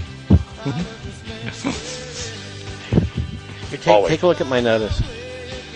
Yes, CC, take a look at it. I made a couple of quick comments on it, too, that I'd like to get your,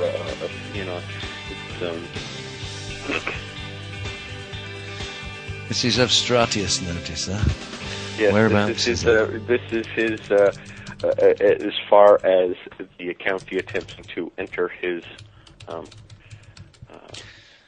habitation. I do not consent to your inspection, and I do not wish to contract with you.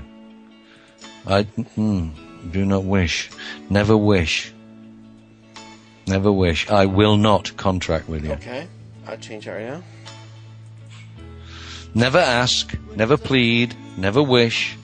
You tell them, I will not contract with you. Okay. I have already stated, that's a good little start, that I do not consent and I will not contract with you, but you have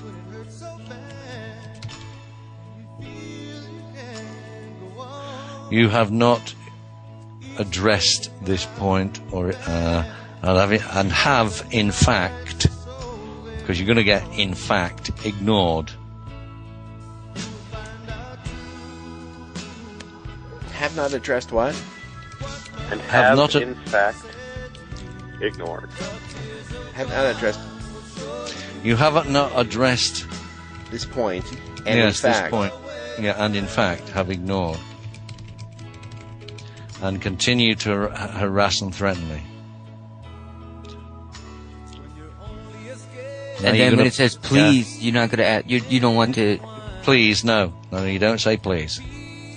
Yeah. Straight You- up identify. You just will identify the law giving you authority.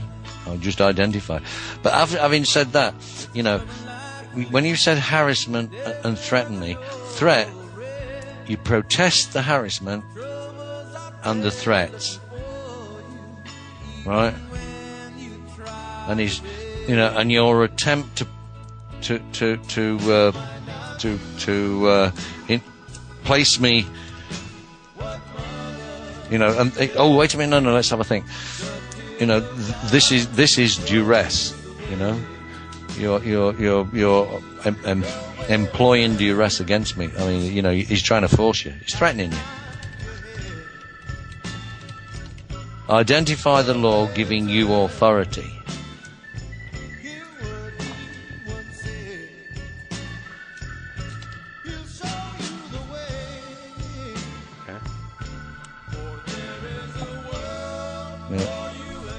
That statute, acts, bylaws, ordinance are only valid with consent, upon my consent.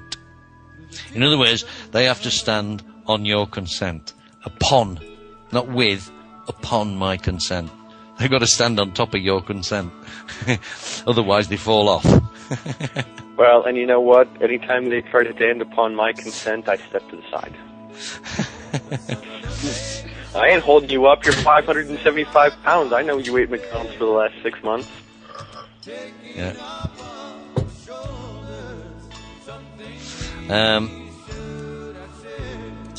And I would again put in a false statement, a fraud masquerading as a complaint invokes no jurisdiction. Does not invoke. False statement of fraud. A false statement, oblique fraud. Of belief fraud? No, oblique. A false statement, / fraud. Oh, is it oblique? OBLIQUE. Not Oblique. oblique. Okay, I got that. Yeah, just put a / fraud. Yeah. Masquerading as a complaint does not invoke jurisdiction.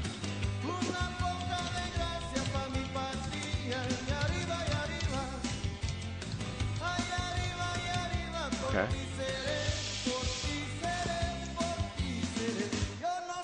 I'm giving in future for any contract at the rate of $500 per hour for voice contact, $1,000 per hour for face-to-face contact, and $2,000 per hour if you enter my apartment. I will also respond. I wouldn't threaten force. Well, I just wanted to make it clear that Yeah, entering is not welcome. Just what I would say there. I reserve all my unalienable rights to prevent entry to my apartment. In other words, you're going to tell him, I'm going to smash your head in if you try and come in, but you're not using those words, see? You reserve all your unalienable rights to prevent your entry into my apartment. Or, So I wouldn't even say apartment, into my habitat. Because wherever you are, that's your habitat, so they can come try and pick you up off the street. No, you can't, that's my habitat. Okay. Yeah, so... Can you threaten to use Vicious Monster as a catapult? Catapult. That's great. Yeah. Yeah. Just sort of Je like, te lavage. Yeah. like a pullback catapult. Pull it back. So you're gonna reserve all your unalienable rights if you attempt to enter my habitat.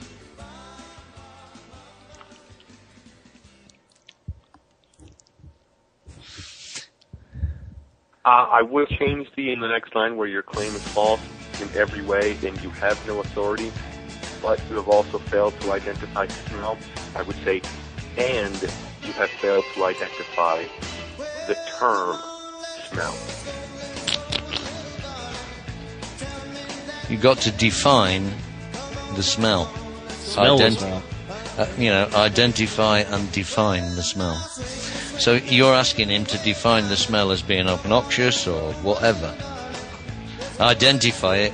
It's the smell of roses, Your Honour. And Right. I find that. We and I find that come in there smell because obnoxious. somebody said there was a smell. Yeah, my house smells like Febreze. That's a smell. Yeah. When my dog's been outside in the rain and comes back inside, my house has the smell of wet dog. That's not the same thing as, you can't just say a smell. Yeah. So, I mean, this guy, I should play his message. The guy's just insistent. He has to come in no matter what. Yeah. Yeah. Well, you see, the thing is, you've already said, that a fraud or whatever is. I wouldn't actually put that. I'd just, to verify or to vindicate this, you need to identify the smell and define it. In other words, you've got to identify and define the smell before you can even push forward with this false claim. Yeah, I mean, what did we put earlier on when I said, that a false claim, what did I say? False, a forward your claim slash. is false in every It's now in way. scroll down lower. It's actually, I put that all in there now. Yeah.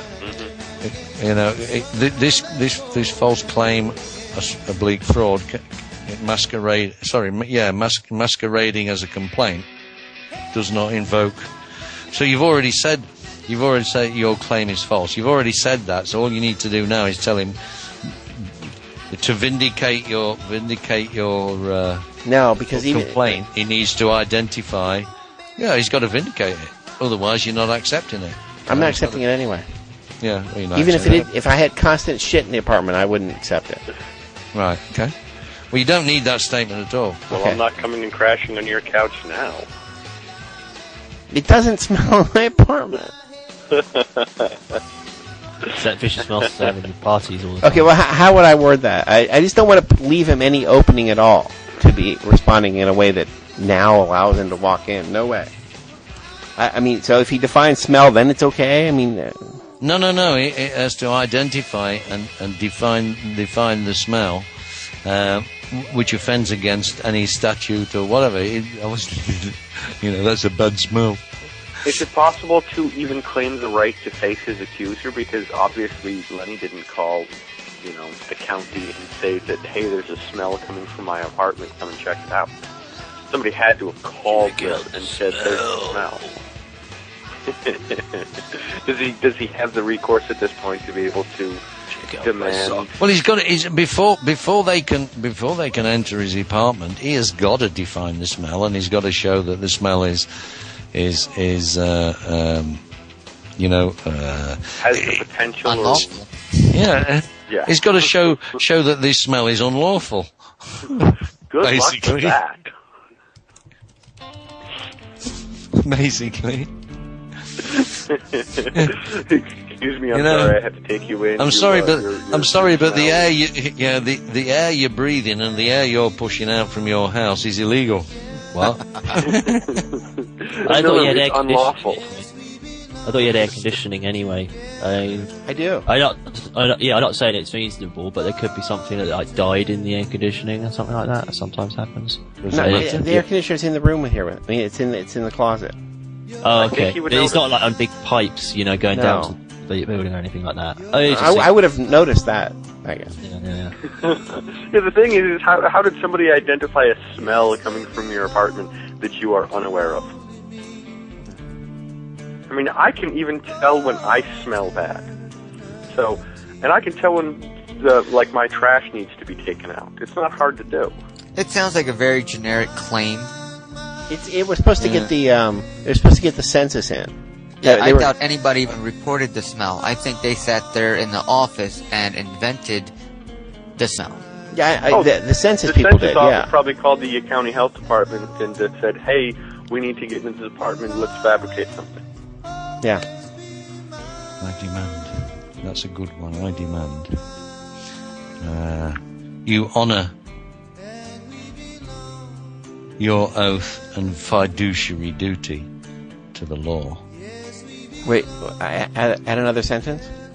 No. Where you said I demand a written promise, I demand you honour your oath and fiduciary duty to the law, and hereby further give you notice that I am placing you on full commercial liability.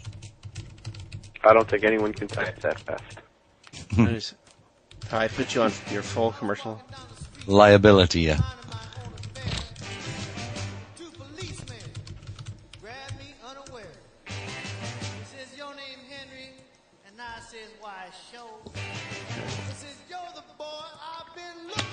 Stratius. So I should dump the bit about that pay me. I want him to reply that they're not. No. You see, you, what you're doing there is you can only do him for $200, but if you're placing him on full commercial liability, you may be able to get $200,000 out of him. Okay. So I should don't limit your remedy. Yeah. Maximize your remedy and limit their ability to place an obligation on you.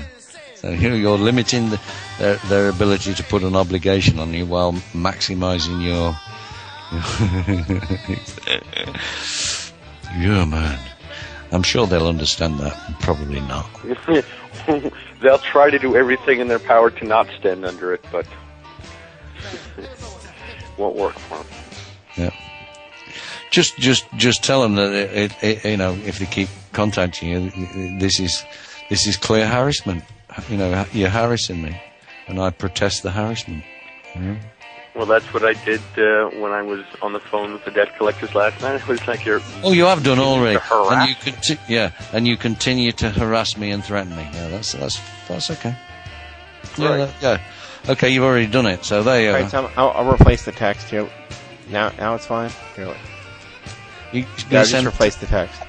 Okay. You've just edited it. Yeah, it's now different text. Mm-hmm.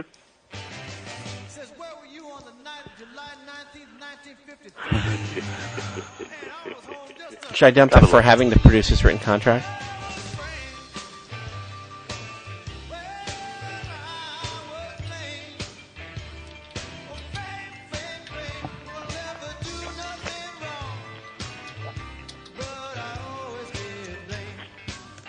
IMCA, or the American chapter. I want to at least I protest your employment of duress against me. Yeah, that's fine.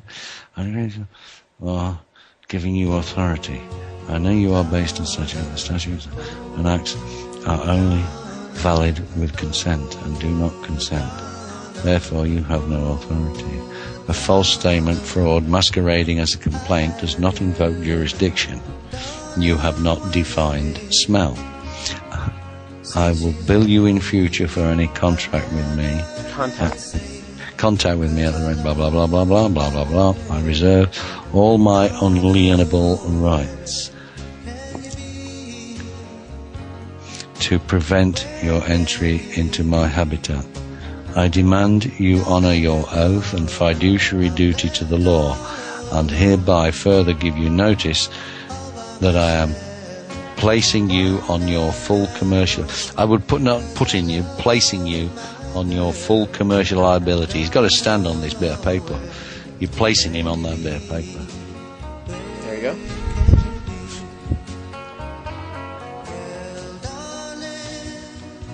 And what about the last line about for having to produce this written contract? Keep that too. Well, I would put him on his oath to show just cause, you know. To show just cause. Yeah. I think that's the way they term it in America, isn't it? Just cause. Mm-hmm. In other words, you're placing him on his oath to act with justice, you know. Blah blah, because that's what he's made his oath to do. No, that's it. Yeah, send him out and see what he comes back. Okay.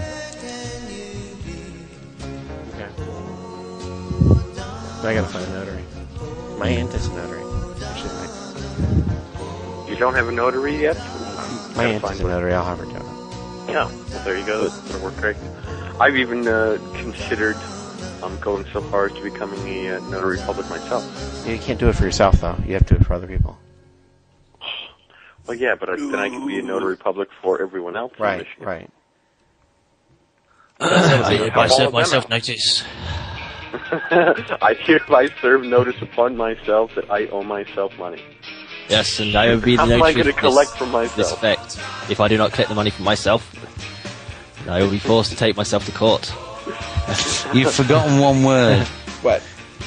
I reserve all my unalienable rights. You've forgotten the word rights to prevent your entry into my habitat. Oh, I was just pissed off. I'll fix it. Deep breath. Deep breath. Hey, finally Skype has some useful purpose. You can edit the text live, you know. So, that looks pretty good to me. A Justice of the Peace or Notary Public. Get that stamp on there. Whack. Send it off and do it as soon as possible. I'll do it today. There's 1.7 miles away, the FedEx office, too. Well, there you go then. Yeah. And then they have a service that they'll do the mailing for you? Yes, they'll do the mailing for you. Yeah. You're going to have to pay for it, right? But they'll do it for you. You're postage and time. Yeah.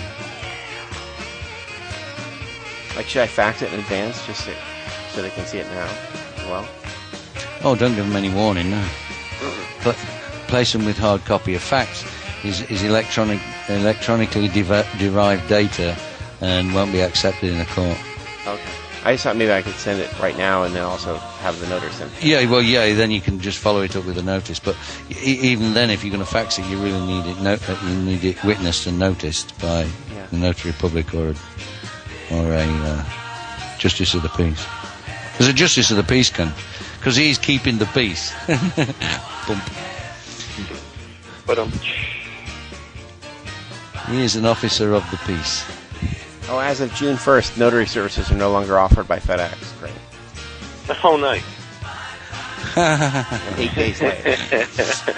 Definitely needs clear. Do you know where this place is? Hamilton County Public Health, Environmental Health Division. It's down by the College District. It's not even nearby. Oh, it's not nearby you. You couldn't just go down there and put the letter on the desk and say, give me a receipt for that. No, it's not. No, shame. Because that's what Matt did. He went down to the court and went into the clerk's. Yeah, went into the clerk's office. There it is. Sign for it. Thank you very much. You got it today. Actually, they haven't replied yet, and they've got to reply by Friday, or it's all over. Automatic default notice goes out that the case is dismissed by default. I, for one, am breathing a little easier, knowing that we've taken positive steps to redress this issue for you. It's remedy. Who just got dropped? Remedy. Oh, James. One at a time. Lenny, go. No, who got dropped? James. I'll put him back. Yeah, you are in the process of gaining remedy. Yeah. And I personally breathe easier knowing that. Makes me very happy. I think that's the best part to this whole being a freeman on the land, is that you gain the opportunity to rejoice in other people's ability to be free. Well, you see, what Matt, because Matt is around, and he's been doing this. So he also just sent him a letter. Didn't give him notice, but just sent him a letter, so that they couldn't consider it to be intimidatory. He just said, okay, you've got a legal department, but I've got a world legal department. I belong to this society that's worldwide, and people will investigate. We've got thousands of people, and any little subject, somebody will research it and investigate it and pass the information back, and it'll get put through everybody's opinion and make sure it's right. Before then, I'm going to hit you with it. You may have $1 million budget for your 15 lawyers, but I don't need to worry about having a budget for 1 million of them. No, you may have $1 million budget for your 15 lawyers, but I have 1 million lawyers for my $15 budget. Right, exactly.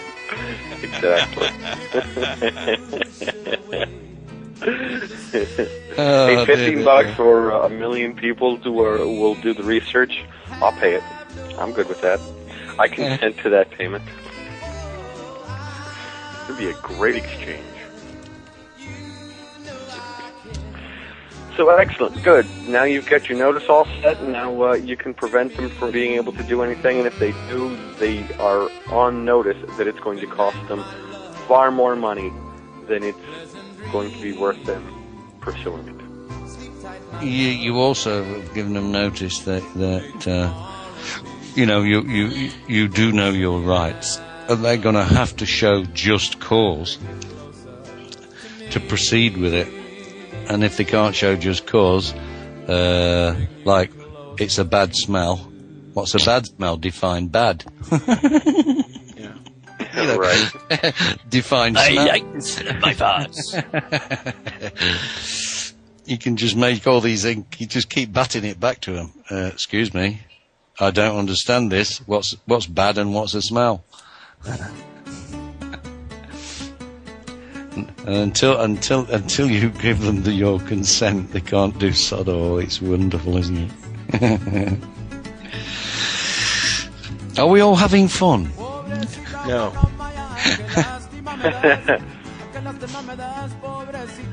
Yes, but no. I don't enjoy this. I know how people enjoy doing this. I wish they would just leave me the hell alone. You want out? Yeah. Always. Always. Completely and totally. Completely and totally.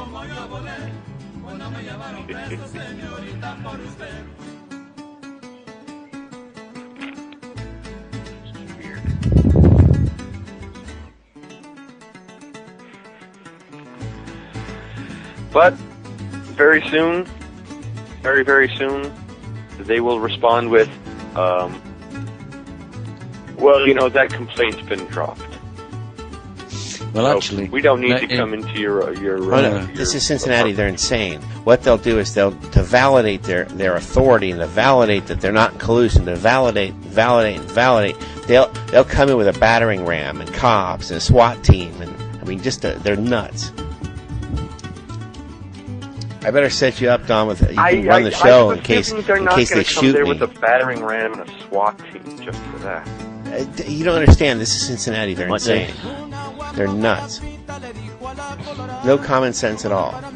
Not even close to common sense. Never heard of common sense. I heard they might they fire flaming cows at the building as well. They do that. Yeah, the giant bunny or whatever. I mean, Yeah, Monty yeah. Python is what you're referring to. It's just, no, yeah, they'll stick a dynamite in cows, like load dynamite in the cow, and then set fire to it, throw it at you, and then the dynamite exploding cow, you get dynamite exploding cow all over your face. Yeah. It's quite normal practice apparently. Yeah.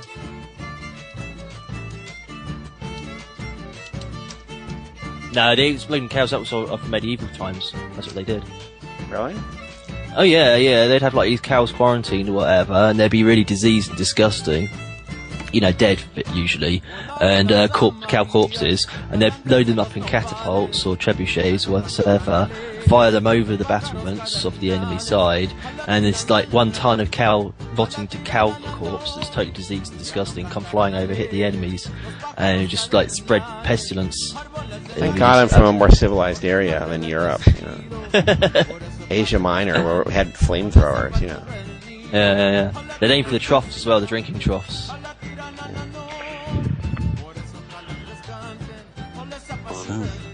Flaming cow. Anybody else wants to call into the show with problems? we can assist you as Mackenzie advisors. Right. Mackenzie friends. Well, now that we've addressed my problems and James's problems and Stratios' problems and everything else, should we get back to our main focus of this show? Which is, of course, bashing Israel. What's going on with Israel? Ditching the Israelis. Actually, nothing that I've actually found today or looked around, although I did watch a rather interesting video on YouTube earlier today in the 1990s. I'll have to pull it out and send it off to you guys because it was really, really good. But these two articles were sent to me by a friend, so I'll put them in this chat. And we can actually discuss these news articles in the show. There we go. God forbid we be, coordinated. Oy vey. Hey, don't. Nice hurt by that. I'll just read a little from. This is from the foreign policy site, the Middle East Channel. Israel's fatal mistake.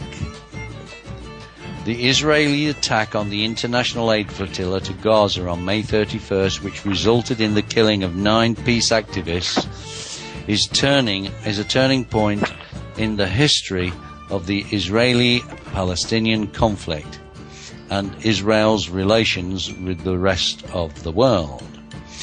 The international response to the raid and the worldwide condemnation of the Netanyahu-Lieberman government underlies that this is not only an issue between Turkey and Israel, but the relations between the two countries will not be the same going forward. Let's get the facts first. The Israeli government clearly violated international law when it attacked a civilian aid flotilla in international waters around 77 miles off the coast of Gaza. By taking over the ship and confiscating the property belonging to the aid group, Israel has committed piracy. Initial reports and eyewitness accounts confirm that the brutal use of force against unarmed civilians coming from some 50 countries, the killing of 9 people during the raid is a clear case of murder, while treatment of the injured by Israeli forces during and after the raid constitutes a violation of international law and the fundamental principles of human dignity. This whole incident must be investigated and tried at an international court without delay. Well, those are just the first 2 paragraphs. Never mind the damning quotations of violation of the 4th Geneva Convention, Article 33, and several other articles, notwithstanding that the UN resolution has called upon Israel to cease the blockade, but of course that's just a UN resolution, and Israel's actually ignored I think it's up to 144 of them now, or is it 164? I can't remember. I think it's 164, but that's with the addendums and amendments added. But so there you go. So now, according to our illustrious governments, we invaded Iraq because Saddam Hussein ignored just 25 UN resolutions. Where's the sense in that? So there we go. That's just one way of looking at things. Apart from the fact that Israel did not need to place a single boot on those boats, it could have simply put anti-submarine netting underneath the water suspended between Navy ships, allowed the main boat of the flotilla to sail over the top of it. The netting would have fouled round the propeller and the steerage gear, smashing both, and just simply drove off and towed them to port. That would have still been piracy, because you're stealing goods at the high sea, but at least they wouldn't have committed murder. There was absolutely no reason to place any Israeli boots on that boat. The only reason to do so, as a recent amateur video shows, they had a list of people with photographs and names of those they wanted to execute. The other thing that is not in the mainstream news as yet, maybe as it will come, there are 64 people missing from the manifest of those ships. They say only 9 died and blah blah blah, but there's 64 missing people. So where are they, Mr. Israel? Yeah. Somewhere down underneath the temple of King Solomon. Yeah, spitting on the cross and committing buggery. That was the original charge. That's a Knights Templar. So I think we should file missing persons.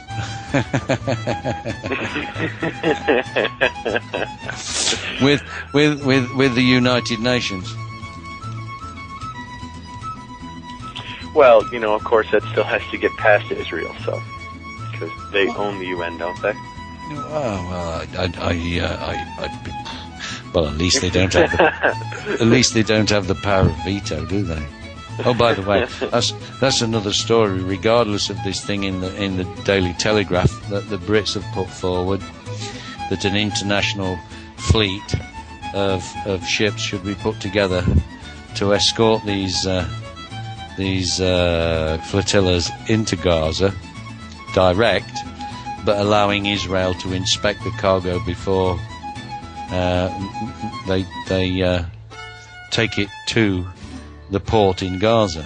So, but of course they've had to agree that Israel can do its own investigation into the big screw up, into the murders, of course, and we won't demand an international investigation. However, the Russians have said, screw that, we're going to ask the UN to do an international investigation. Oh, what a tangled web we weave when first we practice to deceive. I'll have to find that YouTube video from earlier and share it with you guys, because it was really, really good. It tells an awful lot with that stuff. Well, actually, I can give you an actual video of an interview on mainstream television, Channel 4, by a chap called Jon Snow, and he was interviewing one of the Israeli ministers. He's a big news reporter over here. Yeah, Jon Snow. He's still doing the news. Yes, he is still now. He did it only a day ago. Okay. Yeah. And this Israeli minister was just struck dumb. He just couldn't answer the questions. He was trying to deflect everything. Squirmed. Oh, did he squirm? Did he squirm? Squirmed like a maggot on a hook. Fish bait. Yes, I mean, he asked him. He said, "What are you going to do if as promised, Turkey is going to send its navy down with the next flotilla? Are you gonna attack the Turkish ships? What you're saying? Are you saying that the Turks are going to come down to attack Israel?" No, he said. I'm not saying that at all. They're going to escort the ships. And it's not me that's saying it, it's the Turks. Shouldn't you really get on the phone and ask the Turks what they intend to do instead of accusing me? Ask the Turks. You're supposed to be a government diplomat. Get on there, get on the phone and ask them. Oh yeah, I mean, he ripped this guy to pieces. But that's just one. So this ain't going away, chaps. Not anytime soon. Of course not. The Swedish dockers have blockaded Israeli ships. They're not going to unload them. They're not going to load them. They're not going to do anything with them. So if they send their little oranges to Sweden, they'll rot on board the ship. So there you go. Things are warming up, to say the least. Well, they're definitely moving in that direction. No question about it. In fact, it's even starting to get worse and worse. Found an article here a little bit ago. I want to see if I can get back to it real quick. And now that, of course, all this stuff has been revealed about Israel, let me read the second one. After Shimon Peres and Pick-Bota signed their secret security pact in April 1975, Israel sold tanks, fighter aircraft and missiles to Pretoria and offered to sell nuclear weapons as well. Israel also began to act as a middleman, buying arms from countries that refused ostensibly to do business with the Pretoria regime, and passing them on to the regime. All of this continued even after the United Nations Security Council passed a mandatory arms embargo resolution against South Africa in November 1977. Menachem Begin's rightist Likud came to power that same year, and the relations between South Africa and Israel became even stronger. So they've not only that, they've flouted a mandatory resolution in which the United States of America wonderfully participated in, didn't veto it. So there you go. Because they didn't know that Israel was selling arms to them at the time. Of course, they'd have vetoed it if they'd understood that, but they didn't. So Israel is in violation of a mandatory UN resolution. How are they going to arrest that complete, if you like, contempt for the UN? Oh, well, anytime anyone has been contemptuous of the UN, we just send in, declare an executive order and send in troops, don't we?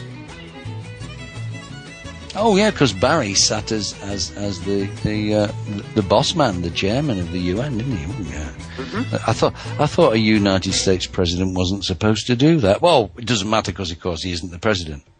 Right, exactly. Well, it's just like U.S. politicians, anyone who, like the governor or senators or whatever, are not allowed to attend any kind of international conference in which they engage with other worldwide leaders to determine treaties and policies and stuff, and yet the Bilderberg Group keeps meeting every year. Well, these people go as well, but they always go on, in quotes, fact-finding missions. Yeah, right. What facts were you looking for? The fact that your nose is going to be buried up Brzezinski's ass? Bend over, boys and girls, and take it up the ass again. Right. Now, just as we're trying to ensure that tensions around the world are being lessened and trying to work towards world peace and trying to make sure that we do the right things by our fellow human beings. World peace. What are you, Miss America? Excuse me, I had a hard time even saying that statement.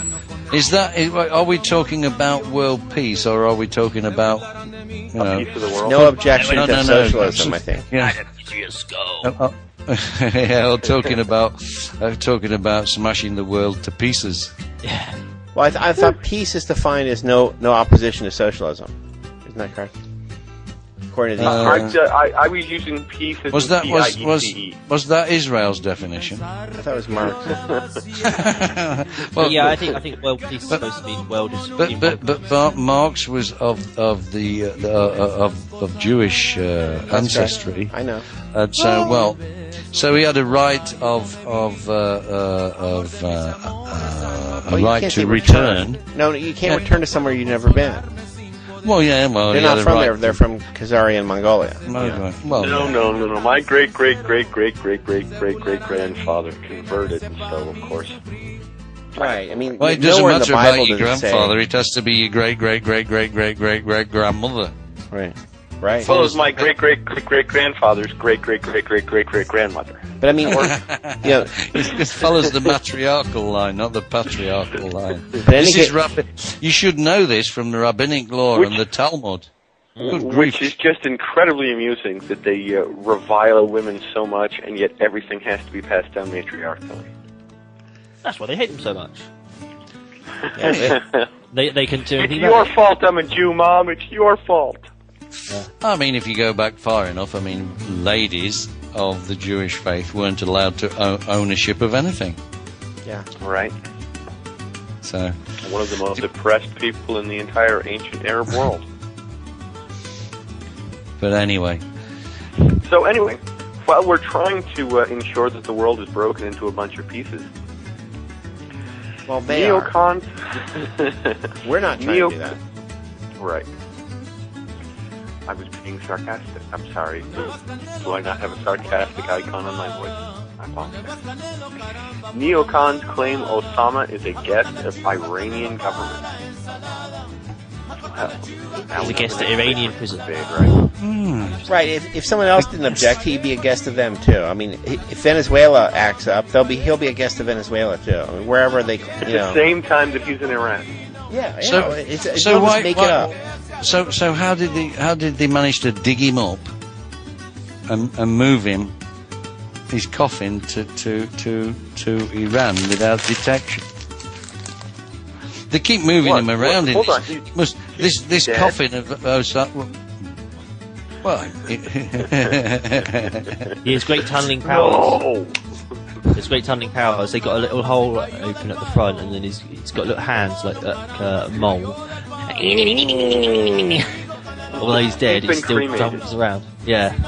All they have to do is just carry the jar of his ashes around. I guess so. Just put it in a missile. Fire it up. Yeah, they just launch it at different places. That's it. From one of their mosques, because the mosques always double up as missile launchers. Right. So they're shaped like that. But here's the best part to the whole story: is that quote, Osama bin Laden and his top aides are hiding in a mountainous town in northeastern Iran, and Turkey knows it. Intelligence sources said Tuesday. Reports UPI today. Turkish Prime Minister Recep Tayyip Erdogan is aware that bin Laden, his chief lieutenant Ayman al-Zawahiri, and 5 other high-ranking al-Qaeda leaders have been living under Tehran's protection for the past 5 years, military intelligence website Debka reports. Well, I allege, actually, that that Osama bin Laden and all his merry men are actually guests of the American Navy at Southport, North Carolina. Oh, they're living there, and and being suitably funded and fed. Ahmadinejad, the Iranian president, even stated on national television, isn't he in Washington? Masquerading as Barry Soetoro. Yeah, you shave the beard off, you take the head wrap off, maybe. There's a video that shows that. It's really quite funny. They do it with Photoshop really easily. That would be amusing. I'd like to see that. That's funny. Yeah, well, of course, and so Turkey knows it. According to the military intelligence website Debka, well, we all know Debka is a Jerusalem-based English-language Israeli open-source military intelligence website. It's a propaganda outfit. So anytime they tell you something, it must be true, right? Oh, they would never lie to us, right? No. That's against the Talmud, isn't it? To lie to Gentiles? Mr. Netanyahu must be a prophet. Because, like at the beginning of the year, he said, the whole world is against us. Well, they are now, boy, so you must be a prophet. You You know, you couldn't really have prophesied that without knowing, you know. Come on. Yeah, well, Netanyahu's got his own problems. Or rather, we have our own problems with Netanyahu, period. Oh, no, he's got problems. He lives in Israel and he's been put into power. That's problematic all by itself.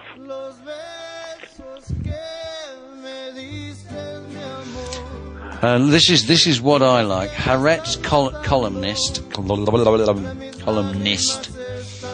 Gideon Levy. Yeah, well, communist, yeah. Gideon Levy put it best in a brilliant piece of satirical commentary entitled "Netanyahu Was Right." Netanyahu said the whole world is against us. Wasn't he right? He also said we live under an existential threat. Isn't it beginning to look like that? Give it another minute and Turkey will be at war with us too. Netanyahu said there's no chance of reaching an agreement with the Arabs. Wasn't that spot on? Our Prime Minister, who saw danger lurking in every alleyway and enemies waiting around every corner, who has always taught that there is no hope, who has drummed that into us for years, that we shall forever live by the sword, just as his father, the historian, taught him, knew what he was talking about. Certainly did. Yeah. Well, be it on your heads, young man. You did the dirty. Now, you know. If you dip your wick, you got to pay for the candle wax. Is there any way to get rid of these people?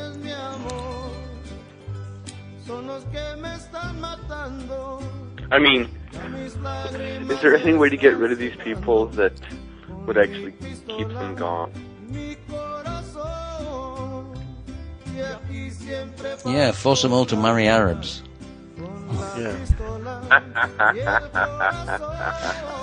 Wouldn't that be poetic justice? I say we set up a missionary team of Muslims to go into Israel and start converting people. And when they try to shut them down, we're missionaries. We're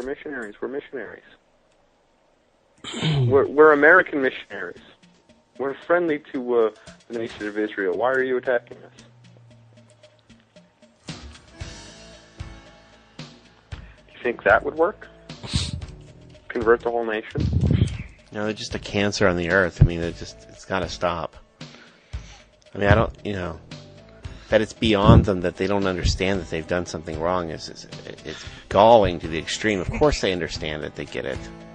Well, I mean, it's never their fault. Like these murders on the flotilla, it wasn't their fault. It must have been these terrible goyim who actually resisted being beaten to a pulp. Yeah. Yeah. We do not Yeah, well, yeah. They obviously the Turks and the other nationalities on board that ship did not consent. So they had to. Some duress had to be applied to them from the barrel of a gun. Yeah, barrel of a gun. That's true. So, there we go. I mean, they're just galling hypocrisy at every moment. I mean, that they would claim this Holocaust thing and then have the gall to do it to somebody else right away. I mean, or at any time ever. That's one of the things that I would recommend to you guys to check out that video that I sent to you is because the person that's talking is reading from articles written by people all over the world and sharing thoughts about what other people have written and said. And one of the things he addresses is an article in the Time magazine in which he's reading out what somebody in California wrote. And one of the questions is,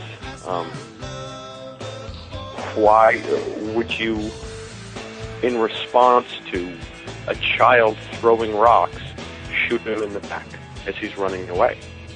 Why would you do even more vicious acts than the Nazis were supposed to have done to you? Well, that's because, you see, we are not people. We're just goyim. We're cattle. We're animals. Well, yeah.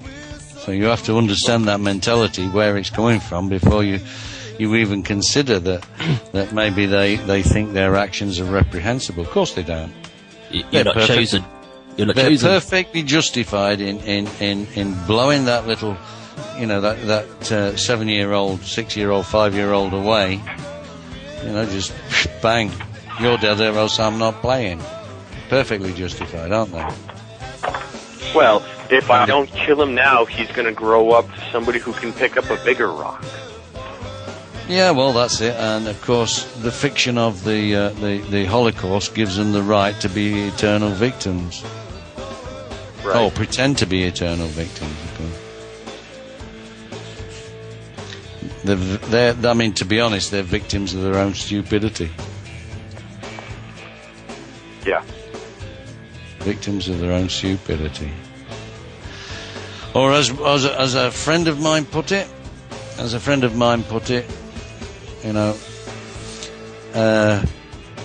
insane adolescents running the asylum.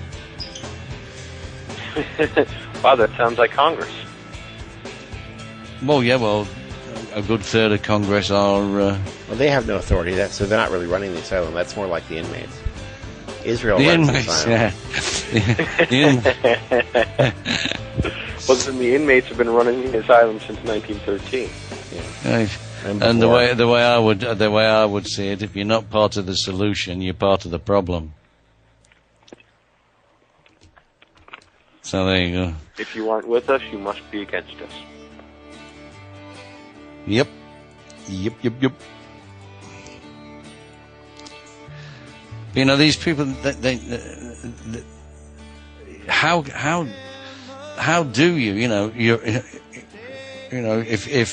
if the boss is this almighty being, how many times, as I put it in the legal sense, how many times do we have to show collusion and fraud before you arrest the fraud and give us justice? Yeah. No kidding. No kidding. Arrest Megatron. Hello, Matt.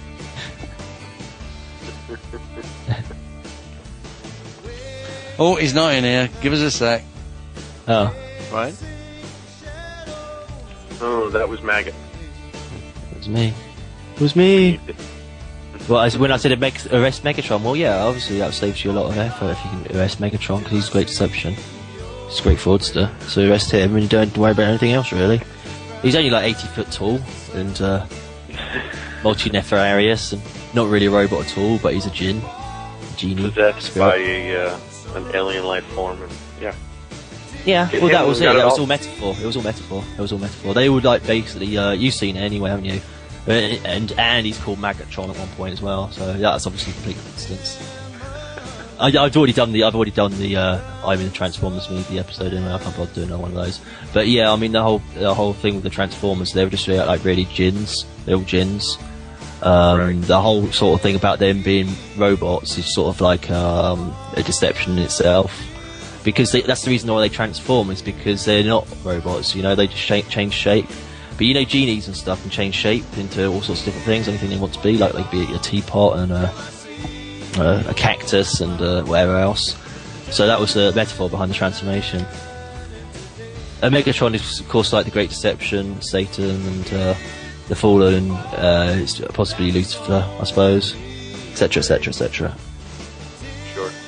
Also, the Fallen fights like Freddy Krueger, because I've watched the movie obviously, and I've seen the Jones DVD, and they were really fancy about the fight sequences, and they took lots of time and investing effort into it. And they based it on martial arts fighting techniques, and each one's based on different acting style. And if you know them well enough, you know who's who. But the Fallen just fight like Freddy Krueger, because I watched him on Freddy vs Jason, and it fights just like him. The disappointing part to that is that they spent more time investigating how to create the fight sequences than they did actually making a story that was plausible. Mm-hmm. I thought it was a good story. I liked it. I really liked the graphics. I thought it was a really good story. There is quite a lot of depth to it, though. But yeah, I thought it had a beginning, middle, and end sort of thing. Middle, beginning, middle, end. Better than most movies I've seen. I thought the graphics were absolutely amazing as well. I love the storyline though. It's so like avant-garde as well. They just like totally screwed up the conventions of movie making, and it's totally went against everything. There's all sorts of little things they made, transgressions against like Hollywood standards. Yeah, it was all right. It was okay. I mean, I was disappointed that the characters looked far too overdeveloped and over-mechanical and bore such strikingly little resemblance to the cartoon that I remember loving as a child. Yeah. You love the Transformers? Okay, how much older are you than I am? All right. Born in 1969. Okay, 76 here. So. Okay. When Transformers first initially appeared as a cartoon, I was, maybe 8. Okay. How about He-Man and Skeletor and all that? No, never really got into that. Okay. My brother is around your age. He really loves that. She-Ra. I mean, talking about NWO programming, that one's got it all. Oh, He-Man, big time, no question. And not only NWO programming, but homosexual programming. Yes. Oh, He-Man. Oh, yeah, definitely. Yeah. He-Man, the master of Grayskull. I'm nothing like Skeletor. Nothing, I tell you, He-Man. He-Man, you're nothing like Alex Jones. Oh, wait. UPS has a notary. The UPS store has a notary near me. Oh, well then you don't have to walk 3 hours. Yeah. That's good. Now, She-Ra. Weird ass, sort of like druid character. He was like reanimated from the dead. He was like living dead thing, like Osiris, like when he just come out of the underworld. That's what his character was supposed to be. Druid as well as Egyptian? Yeah, well, he's got the cowl. I thought that was the thing from Thundercat. How come FedEx don't have? They dropped their service just 8 days ago. Well, here in Barbados, you have to swear before their notary that the package you send in contains no contraband. Really? Wow. Yeah, absolutely. They'll inspect it, and then you say, well, there's no, money. According to this place, money is contraband because they limit the amount of money you can send out of the country at any one time. Yeah? So it contains no contraband. and the last time I sent a package, I had to swear on oath that there was no contraband in there, and I had to also swear the value of whatever I was sending. And of course, it was legal document, so I just said, no intrinsic value. They don't. They really don't. Yeah. Well, you probably don't know this, but do you know the thing about He-Man and She-Ra? Okay, if you got them together, change it to She-Man, He-Ra. If you just move the S, She-Man, and then He-Ra's in Hera from the Greek. I didn't think of that. Yeah. Wow. So isn't She-Man obviously is like a bisexual androgynous person. Right, the androgyny. The androgynous, yeah. Mm-hmm. And Hera is, the Greek goddess thing. She-Man could be, I suppose, Heracles. I don't suppose he'd want to be known as the She-Man, really. But a feminized male, anyway. Sure. Interesting. I guess that has never really occurred to me, but it makes a heck of an awful lot of sense. Yeah. The wonderful world of children's television programs. Yeah. I know, I find it fascinating they refer to them as programs. Children's television programs. Come on, lads. We don't want to talk about CNN and MSNBC and CBS again. No, that's just more of like I'm watching a movie. Oh, okay. Yeah, that's entertainment. You watch them for something to joke about. Well, I could have sworn they were children's programs, because they use such dumbed down little words, and the vocabulary seems to be restricted to about 100 words. Well, having run my own newspaper locally here in Michigan, I was constantly jumped upon by almost everyone on the staff when I would submit my articles for publication, because they would get so upset that the language that I used wasn't accessible. And I'm just use the language that I usually use when I'm talking modern forms of communication, not just writing. But I had to come to the realization that all programming, all newspapers, all television, all media forms, which is really nothing more than programming right now, basically have to be derived for like a 3rd to 5th grade reading level. Because they either assume that most people can't read above that or won't read above that. And I had to fight with them about putting in what they call big words, and I thought words of common knowledge. But they were just, no, you can't put that in there. That'll make people have to go to a dictionary. It's like, why is that a bad thing? If I don't understand a word in something I'm reading, I'll go to a dictionary. But big words, which means anything longer than 2 syllables. I was just going to say 2 syllables. 3 syllables is a big word.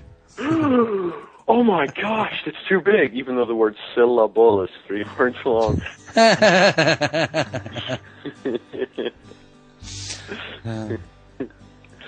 Oh, well. But that's how they do it, is they have to reduce things down to the most simplified forms, and that's why they use such simple words and things that you don't realize what their deeper meanings are, like Maggot's exposure right there of the He-Man and She-Ra thing. Of course, no one's going to think about that. Yeah. Right. No one's going to think about that, although it's interpreted on a subconscious level. Mm-hmm. It has to be in such simplified terms so that it's easily accessible to the minor mindset. Yeah, I just think that Maggot's a network thinker, he doesn't think linear. I mean, I did like a little blog saying like the way we could beat the system sort of thing is to go transverse from progress from linear to lateral thinking to quantum thinking, and lateral thinking is something that people... Yeah, well, quantum thinking is network thinking, because you can jump from one bit to the other, yeah. Yeah, totally random. Nothing thinking. is really connected, it's a causation, So there you go. It's connected in the fact that it comes from a creation, but it's associated like the sort of like psychedelic visions, isn't it? Like you have like in a movie, somebody trips out or something, they go to Mexico or whatever, they take hard drugs and they see all these images of like, they would words against psychedelic. That's out of order. We can't have that. Nobody will understand what you're talking to American about. audience here. Yeah, it's perfectly legal in the UK. Did you know psychedelic drugs are perfectly legal? Uh-huh. They're not here, but... Yeah, I mean, you can get mushrooms and stuff just right. Well, we don't worry too much about legal anymore. Well, it depends, because nutmeg is a hallucinogenic drug. Uh-oh. Yeah, it is. Actually, it is recent times. Was it John Dee or something used to take that? It was his drug of choice, yeah. Yeah. Leaf lettuce. Like head lettuce, just regular... whatever. If you get it in enough of a quantity, like the size of a small car, and remove all of the water out of it, and then ingest it, it is also hallucinogenic. Great. Now, granted, why you would want to take that much leaf lettuce to approximate the size of a small car and ingest that much lettuce just to trip, I don't really know.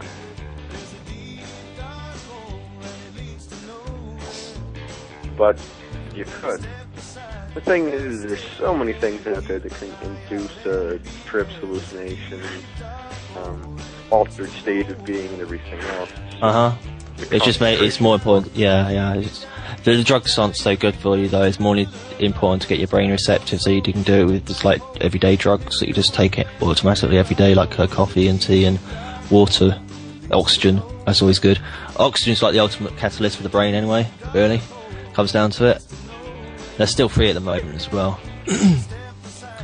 If you haven't read it, I recommend a book called Game of Life by Timothy Leary. I mean, I don't think he actually wrote it, but it's really interesting in that sort of like surrealist, psychedelic thing. Compares like loads of stuff to loads of different stuff. But it'll get you thinking anyway. I mean, you know, even if you don't come to any conclusions on it, but he compares like the eightfold path of Buddhism to the tarot system. He's got complete descriptions of all the tarot cards and how they represent the evolution of the human consciousness circuit or something he calls it. Really sort of weird stuff. You can get it as a PDF as well. I made sure of that like some while back. I know you can get it. Probably his best book. I've read like all his published works as far as I know. His you know, sort of phony sounding autobiographies and all that. But I wasn't impressed with him as a person. I've seen him on video and stuff, and I just can't stand him. He's the most boring person. If you see him, he was doing obviously he was doing LSD all the time, but he was doing lectures while he's on LSD, and he was just giving lectures of his life, and it was just really boring. It was basically his lectures of his life would be basically him standing around talking about him giving lectures about LSD. That'd be his description, and then he'd be like, you know, just be describing what he's doing just then. Hasn't really got that much to say. He didn't really do that much. He could hung around in his woolly jumpers. But yeah, it's hilarious that he's sort of like they pushed him as being some sort of like really wacky character when he was just basically sort of like a drugs mule. Well, sure. You know, just like something to push drugs through, yeah. Just a way to introduce it into people's ideas, which just helps push further the do what you want, tune in, tune out, and drop off. Exactly. Tune in, turn on, drop out. Yep. His books and his philosophy is definitely more interesting than the actual person himself, though. Sure. Because, you know, he was all for total legalization of drugs, which I've never really seen any problem with. He's a Harvard professor. Yeah. Oh, yeah. Yeah, he did get his PhD. I can't remember what it was. Probably, I don't know, psychology or medicine, I think. And he got it revoked because they found out about his experiments he did, but, you know, obviously under the CIA's approval on about 156 students, where he gave them all LSD as over a period of time and studied the effects. But, you know, it wasn't really a very good control experiment either. He was just basically giving it out in bottles to anybody who wanted it. So he was basically playing the role of a doctor. I think in the 60s, a doctor, if you wanted to speak to the doc, which is quite funny because that's the phrase they use in Back to the Future, but the doc is the guy who has a briefcase and it's full of drugs. You can see them in parties, and you go, you ask them for, you ask to see the doc, and the doctor will come up and you have like old syringes and shit in there, and there'll be everything in there, whole drug paraphernalia. And that's who the doc was. It's like, instead of saying the dealer, you say, where's the doc? So, sort now of the phrase like Michael J. Fox. Friend of a like, friend. Hey, do you know the friend of a friend? Yeah, so it is. Over there. He's the guy holding the briefcase, man. He's the friend of a friend. Is that his friend now? And also Buck Rogers as well. That was quite funny, the coincidence on that, because there was Doc in that. Doc was the medallion that was on Tweedy's chest. And yeah, that was just like a medicine chest, little wow. Basically, the face is the front, and you like get your stupid drugs. I have to check that out. That's not something I'm unaware of before. I have to check it out. Wow. Well, that is where I basically got the idea of the doc thing, being a metaphor for a drug dealer in clubs like techno clubs and stuff, particularly. But also, yeah, in the 60s, you'd also have somebody going around claiming to be a doctor, and that would be for the police or whatever. If the police turned up and he'd say he was a doctor, and it'd be okay then, and he'd have an ID on him, but it would be actually CIA identification. But it'd just be passable because he says he's a doctor. So he's like, show it to the police officer. Could that trace back? And I'm not asking for an answer right now, but maybe it's something you can look into, or anyone can look into, to Bugs Bunny's, "Hey, what's up, Doc?" What's up, Doc? Could be.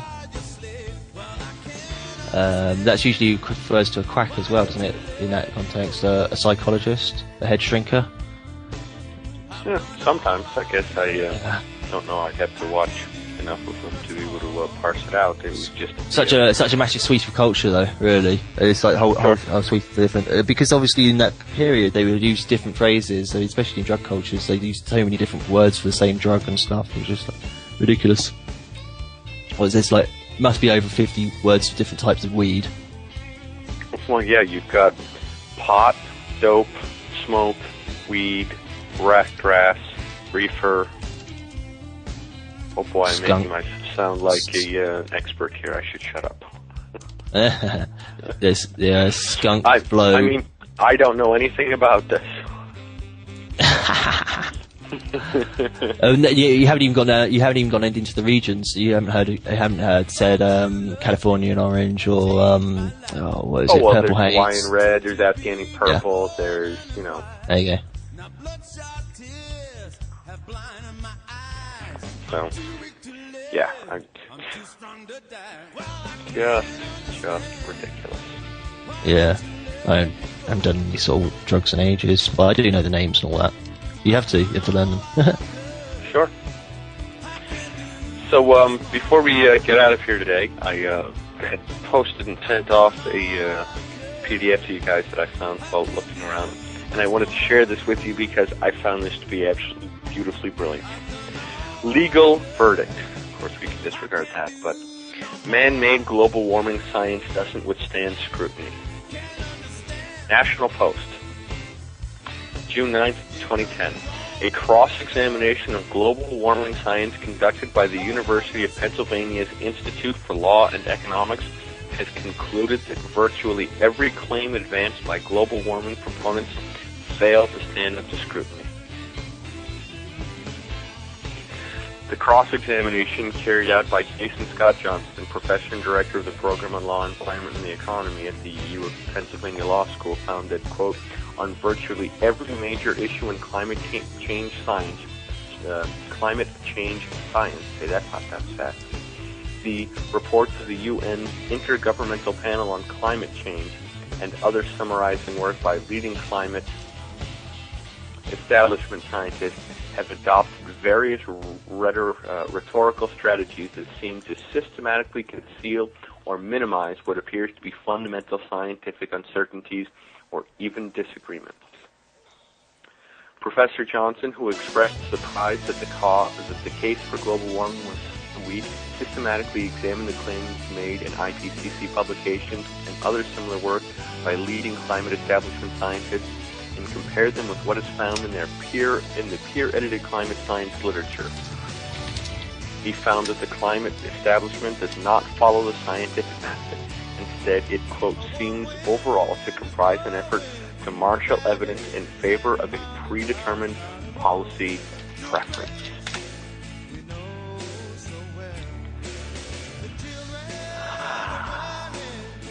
So nice when people start to wake up.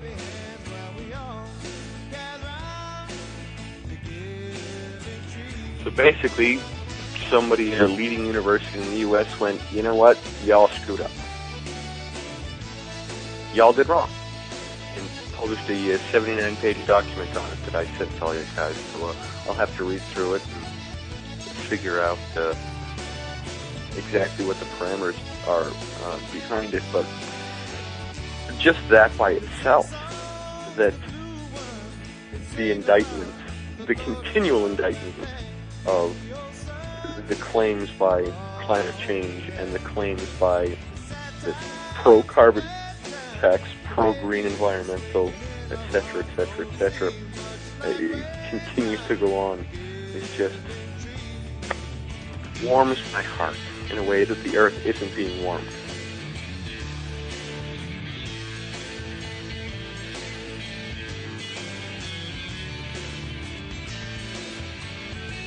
And now I'm talking to dead air.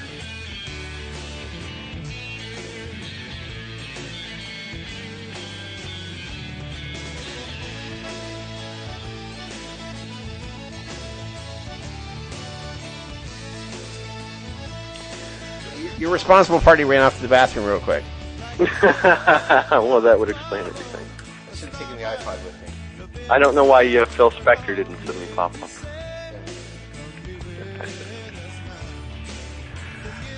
But so I will read through that whole big long PDF and give a much better explanation. But it's nice to know that the truth is really winning out. That all of these lies are being manipulated and forced on us. All these different programming techniques are starting to be unraveled. And I would expect every environmental disaster in the world to be perpetrated, just coincidentally. I mean, if you think this oil spill's nothing, keep not doing their climate change and peak oil what they want. You know, I mean, they'll keep generating these frauds until we do whatever they want. You know, and we're never going to do it, so they can forget it. What was the thing that I saw or heard something recently in reference to the BP oil spill? And the comment was, well, I guess they've just proved that we aren't running out of oil. The millions and millions and millions of barrels worth that are being pumped out into the Gulf right now. And they can't contain it or shut it down within days. It's been, 51 odd days now that it's been going on. Obviously, and gas prices haven't skyrocketed into, the hundreds of dollars a gallon or anything. Should show you that the peak oil scam is just that. Oh, they will, to punish us. Sure. I expect $100 a gallon, you know.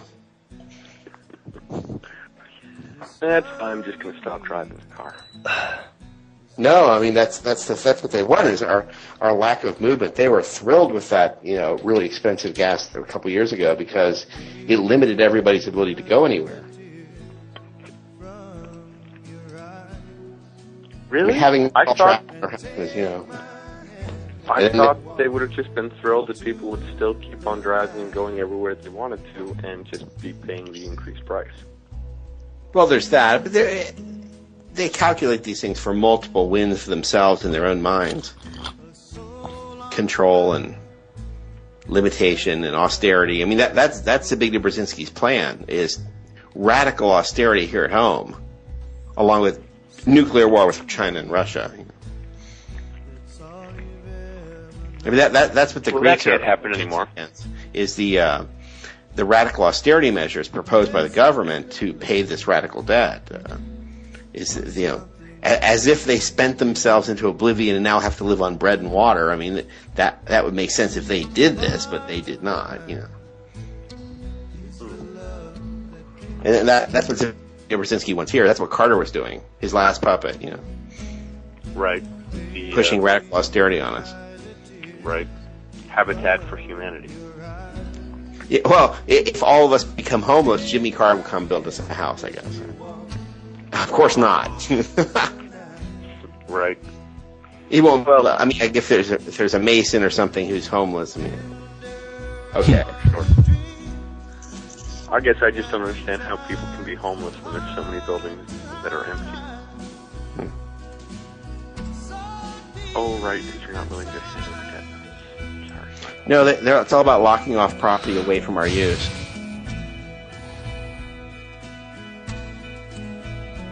See, we are overpopulated if there's nowhere for us to live, where they've locked everything off, and then, sure. Well, yeah, if you cordon everyone off into a 12-mile by 12-mile square. Yeah, I mean, they got a phone booth for all of humanity. well, you're grossly overpopulated. We need to reduce that. Yeah. That's part of the deal for the IMF money is sterilization of the population, of at least half. Sure. Yeah. Through vaccination. And that's one of the main reasons that I refuse to get vaccinated for anything. Yeah. I'd rather die than be sterile. Yeah. Well, it's like I mentioned yesterday, the article that I saw that was posted at my wife's work that stated, "Oh, getting the flu vaccination can't give you the flu." It can give you every other problem. Autism, Okay, right. It may be true that it won't give you the flu, but it may give you leukemia. Yeah. They didn't claim that there wasn't a leukemia virus inside of there, just that they're dead flu viruses. You know, doctors and the government are to be trusted.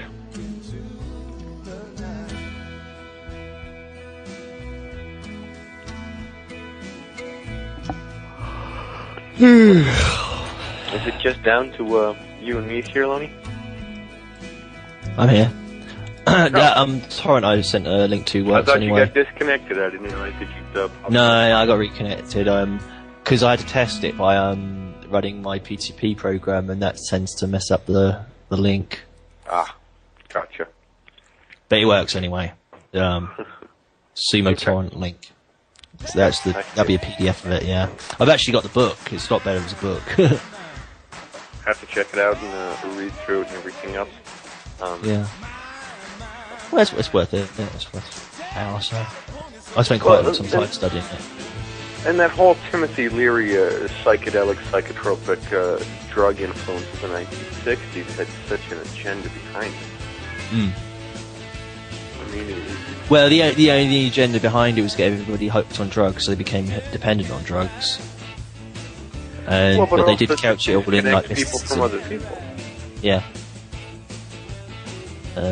Except for the other drug users, and even then, it just gets so paranoid and skitty. Right. Right. The only reason that drug users hang out with other drug users is to get more drugs. Because once you can't get any more drugs from those people, well, I got to find a whole new set of drug users now. Well, conspiracy theorists are always associated with drug users as well now. Have been for quite a while. Pot smokers and stuff. Especially Neek with his radio show. Yes, he was like on his on the show he did. He was like Joe Blow was going to him. He was boasting to Joe Blow that he's smoking a pot. I was like, very clever. Oh, you and I have to go on that show and just end it. Yeah. Together. That's why they were talking space aliens. Yeah. You know. Space aliens. Yeah. I'll have to get somebody to give a report. Is there a connection between homosexuality and belief in space aliens? It just needs to be gay people who really believe in that crap, because if you look at it logically, it's just stupid. You know, there's like 100 trillion space aliens out there, and you know, they all visit Earth one time or another. Obviously they do, because we're such a wonderful species, you know, like it says in science fiction, you know, right. And everybody wants to have sex with us, and they come from all over the whole universe, but not one of them could build anything. There's not one single alien building, you know. No alien buildings floating around. I haven't seen any. No alien TV on that you can tune into. No alien radio. You know, they're this powerful, and yet they can't do a thing on the planet. Not one thing. I think the surest sign of it, that intelligent life must exist elsewhere in the universe is that the only reason they come here is to anally probe us. I know. That could they don't want to have anything inside. to do with us except to screw with us. Yeah, they couldn't possibly be in scientists in stupid little alien suits. It has to be like visitors from I don't know, somewhere near the Arcturus or something. Yeah, sure. So some little point of light, which obviously can't be a little point of light in the sky. It has to be like a glowing ball, and it's like conventional science hasn't even admitted yet that stars are just balls of gas. I've been saying that for ages, for years and years, but yeah, science won't actually admit it. They want you to believe that somehow this ball of gas can emit all the heavier properties, all the heavier elements, you know, like lead and zinc or whatever. Maybe zinc's not the one, but lead and iron. You can spit out all this stuff which is heavier than the gas it's come from, and and then it will coalesce at the right positions from the sun or star and form planets over billions and billions of years. Right. Woody Allen had a comedy bit where the aliens come all the way from like Alpha Centauri or somewhere to have us press their pants, and then they come all the way back and forget the ticket. I'm here to pick up my pants. Yeah. Where's your ticket? They forgot. Yeah. Oh, it's sitting in my other pants at home. Yeah. I liked Spaceballs as well, Mel Brooks. I mean, because it is a load of balls. Any space story is a load of bollocks. It's just space, just emptiness, blank, empty space. Yeah, Spaceballs was great. And the way Darth Vader had enlarged glands on his head, his helmet. Say goodbye to your two best friends, and not the ones in the Winnebago. I have something to tell you. I am your father. No, you're not. But I'm your uncle. Right. I'm your father's uncle's cousin's best friend's former roommate in college. So what does that make us? Absolutely nothing. I see your Schwartz Why's your is saber as big as bigger than mine. Maybe we'll all be back together in the sequel, Spaceballs 2, The Search for More Money. Yeah. Which I think is one of the most underrated jokes in the whole movie. Power of Schwartz. You're right, the power of the Schwartz. I'm yogurt. No, the best line is, Jewish princesses are always attracted by money and power. Yeah, she didn't look Jewish. Funny, she doesn't look. I'm a Mog. I'm half man, half dog. I'm my own best friend. Oh, John Candy was in it. You're right. Yeah, he was. He's wonderful, and I'm so unhappy he's dead every day. I think he was genius from SCTV. But yeah, Spaceballs was a total indictment of all things alien. Yeah. Well, every Jewish comedian I ever liked as a kid was always on the ADL's list of being completely banned. I mean, Sure. Mel Brooks is one of them. It has to be. Yeah. Lenny Because Bruce, they're Woody willing Allen. to totally poke fun at themselves. Right, they can't. And the whole society. Yeah. That YouTube video that I sent you guys a link to check out, the guy who talks in it actually mentions that how the ADL wants to throw around the term anti-Semitic. And he goes, okay, so Moses must have been anti-Semitic because he called them stiff-necked people. Isaiah, and starts listing off all of these prophets that were all Jewish. Oh, they hate Moses. They And hate, then they there's hate this Noah. thing that pops up that says, see what Jesus had to say about the Jews. And Jesus I is think supposed Jesus to would be quite high on the Jewish. list. Yeah. I mean, the greatest Jews in history have been what could be nowadays considered anti-Semitic. Uh-huh. They have a term for that. They call it self-hating Jew. Oh. But he also could have been a Jew himself, and so could the rest of the prophets and everybody else. And it's just ridiculous. And Moses could have been a Jew. He was. There's no way of telling. Yeah. Supposedly. I don't know. Yeah, it's just sort of a ridiculous argument. There's no way you can prove it one way or another. Right. And obviously the Jews are going to claim that everybody that they agree with was one of them, and everybody disagree was against them. And all the other denominations will claim the same thing. Mm-hmm. It's just insane. Just like Jesus is supposed to be everything from like a Brahmin to I don't know, a Satanist.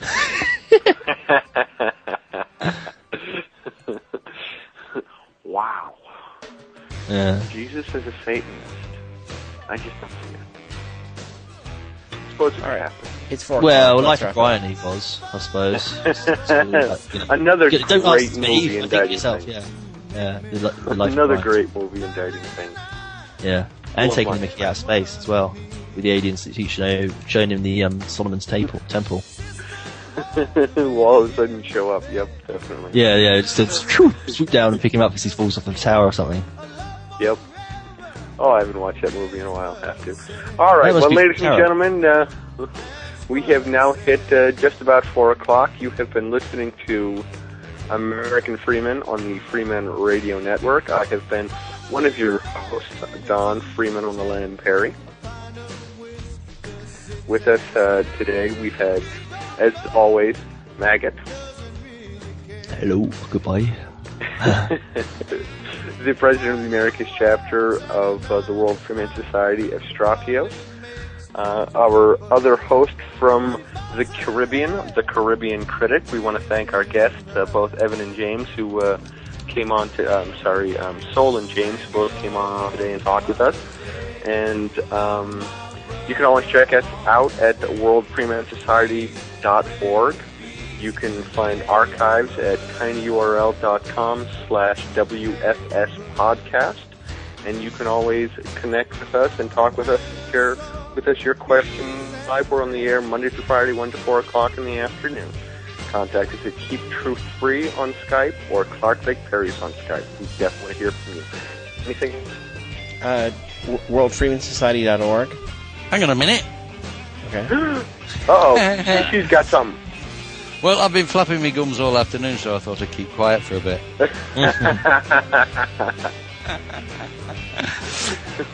We're hanging on breathlessly. So it's goodbye from him, and it's goodbye from me. God's peace on all of you. Anyone to take us off? All right. I gotta find the buttons.